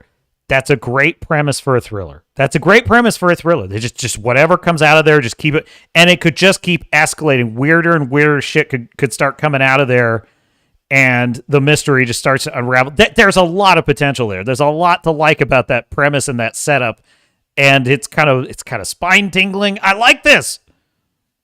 So where did it go wrong is the question. Really? Okay, I've got a few questions about this setup. Why the hell would anyone accept a mission that lasts for an entire year to protect an unknown location against an unknown enemy with unknown capabilities? Why would you only employ 2 people to guard such a massive area which requires constant observation? Fair question. I mean, people have to eat and sleep and crap pretty regularly, all of which take their attention away from the job. You would need at least 3 people on each side working in shifts to maintain any kind of consistent watch pattern, and that's not even allowing for sickness and unexpected injuries. Why are there only 2 watchtowers when the gorge is at least a couple of miles long and the automated defences are repeatedly shown to be insufficient for the task at hand? Also, why are the 2 guards forbidden from communicating with each other when their very survival and the viability of the mission depends on their ability to exchange information and coordinate their defences? Why wouldn't you bail out the moment you came face to face with the horrifying undead monsters that regularly try to climb out of the gorge? Wouldn't that be a very obvious indication that there was something Okay. This is clearly an insanely stupid movie. This is clearly insanely stupid. What a disappointment. There was a lot of potential here. Extremely wrong with this place? Anyway, those are all questions for a different movie. A movie that actually cares about making sense. Anyway, as the months drag on, Levi and Drassa eventually start talking to each other by writing notes on sheets of paper and strike up a kind of relationship that culminates in Levi abandoning his post and making a Daredevil zipline across the gorge to spend the night with her. I mean, I can't say I blame him. If I'd been alone for months and the nearest woman within 100 miles was Anya Taylor-Joy, I'm pretty sure I'd risk it all to spend some quality time with her too. Anyway, sadly it all goes wrong when Levi's line snaps and he falls into the gorge on the way back, and naturally Drassa leaps right in after him, despite the fact that it's filled with monsters and probably poisonous gas. Anyway, after reuniting with some very convenient timing, they discover the truth about the place. The entire gorge was actually a World War II biowarfare facility that went tits up when an earthquake caused a containment failure and mutated all the researchers and scientists into the monsters we see today. Since then, it's been overseen by a shady defense contractor, because of course it has, and they've been studying the monsters there to produce a new breed of super soldiers. You know, it's like the Resident Evil approach to warfare, where uncontrollable mutagenic pathogens with the potential to spread far beyond the conflict zone are apparently more effective than a bunch of guys with guns. I mean, you say that, Critical Drinker, but look at what we actually do in real life with gain-of-function research and all that stuff. Like, we do that, though. We do. Look at how close we came to World War III with the Ukraine conflict. For no reason. Over almost nothing when you really think about it. We were flirting with nuclear war. Look at what we're doing with AI. Look at how we are plunging headfirst into AI, making it powerful and it's amazing and it's incredible and as indistinguishable from reality as possible. Have you ever seen the movie Terminator? Of course I have. It's very exciting. We're even going to name it Skynet. It's like, geez, what's the matter with us? How could we be this dumb? So I've got to tell you, I actually think the Critical Drinker is wrong about this. This is the problem with fiction. Fiction has to live up to a higher standard of believability than actual life. We literally are manufacturing the most effective, smartest, dangerous, and uncontrollable AI possible. We literally are flirting with nuclear war because Ukraine. We are literally researching how to make the coronavirus incurable. And you're saying that this movie's implausible for this reason? No, it's not. No, it isn't. Dr. Anthony Fauci would probably be administrating this facility if it were real. Guarantee you. Anyway, whatever. So the two of them have to fight their way out of the gorge and then lure in the evil corporation guys led by Sigourney Weaver, because corporate overlords regularly venture into dangerous war zones to personally oversee search and destroy operations. Then they Not only that, presidents sometimes personally command fleets against Japan. fight a bunch of really shitty looking drones sent to kill them, and trigger the Gorge's failsafe system to set off a nuclear blast and wipe out the entire area. Then they hook up again in France a couple of months later and have a nice spot of rabbit pie. And that's it, that's the movie over. You know the old cliche that you can be a jack of all trades but a master of none? Well, that's the one that I think perfectly sums up the biggest problem with The Gorge. It takes a pretty special combination of writing and directing to fuse together romance, horror, sci-fi, action, and historical mystery into one cohesive movie, and as much as The Gorge definitely swings for the fences on this one, it's ultimately trying to do too much with too little and failing to excel at anything. The action scenes are pretty anemic for the most part, and the very obvious reliance on CGI and green screen means that intense battles for survival come across as kind of weightless and forgettable. And they're definitely not helped by Miles Teller and Anya Taylor-Joy, who deliver the kind of indifferent performances you'd expect from two actors holding plastic guns and pretended to fight CGI monsters. I mean, the only way that this setup works, the only way this works is if they are the experiment. That because literally nothing about their mission makes any sense, as he correctly observed. So the only way that the film would make sense is if that was the point. That was the point. They were research. They were part of some kind of experiment.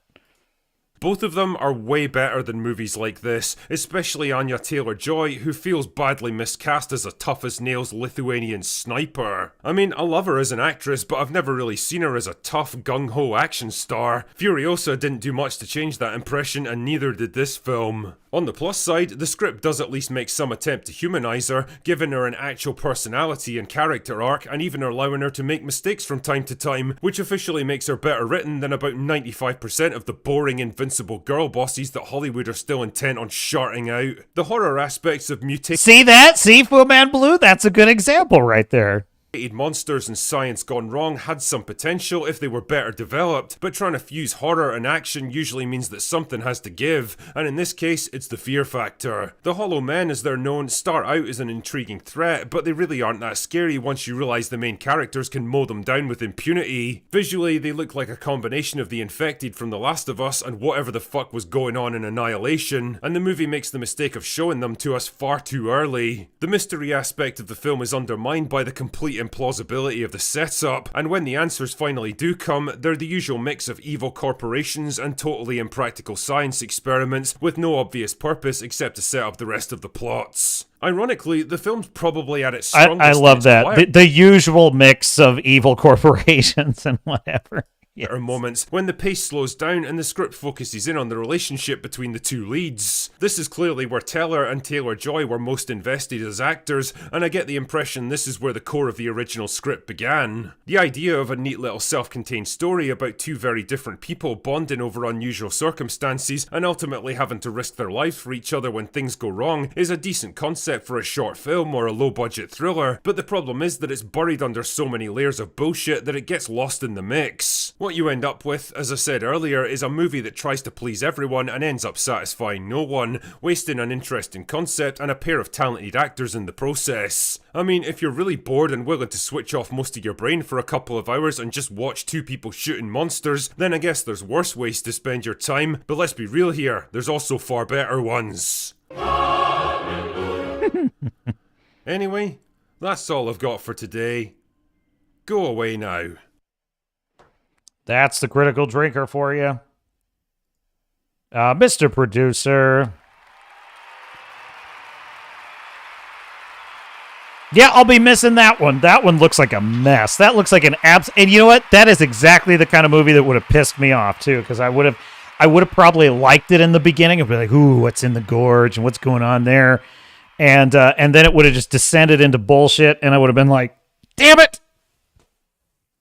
I wanted a good movie. So hard to come by these days.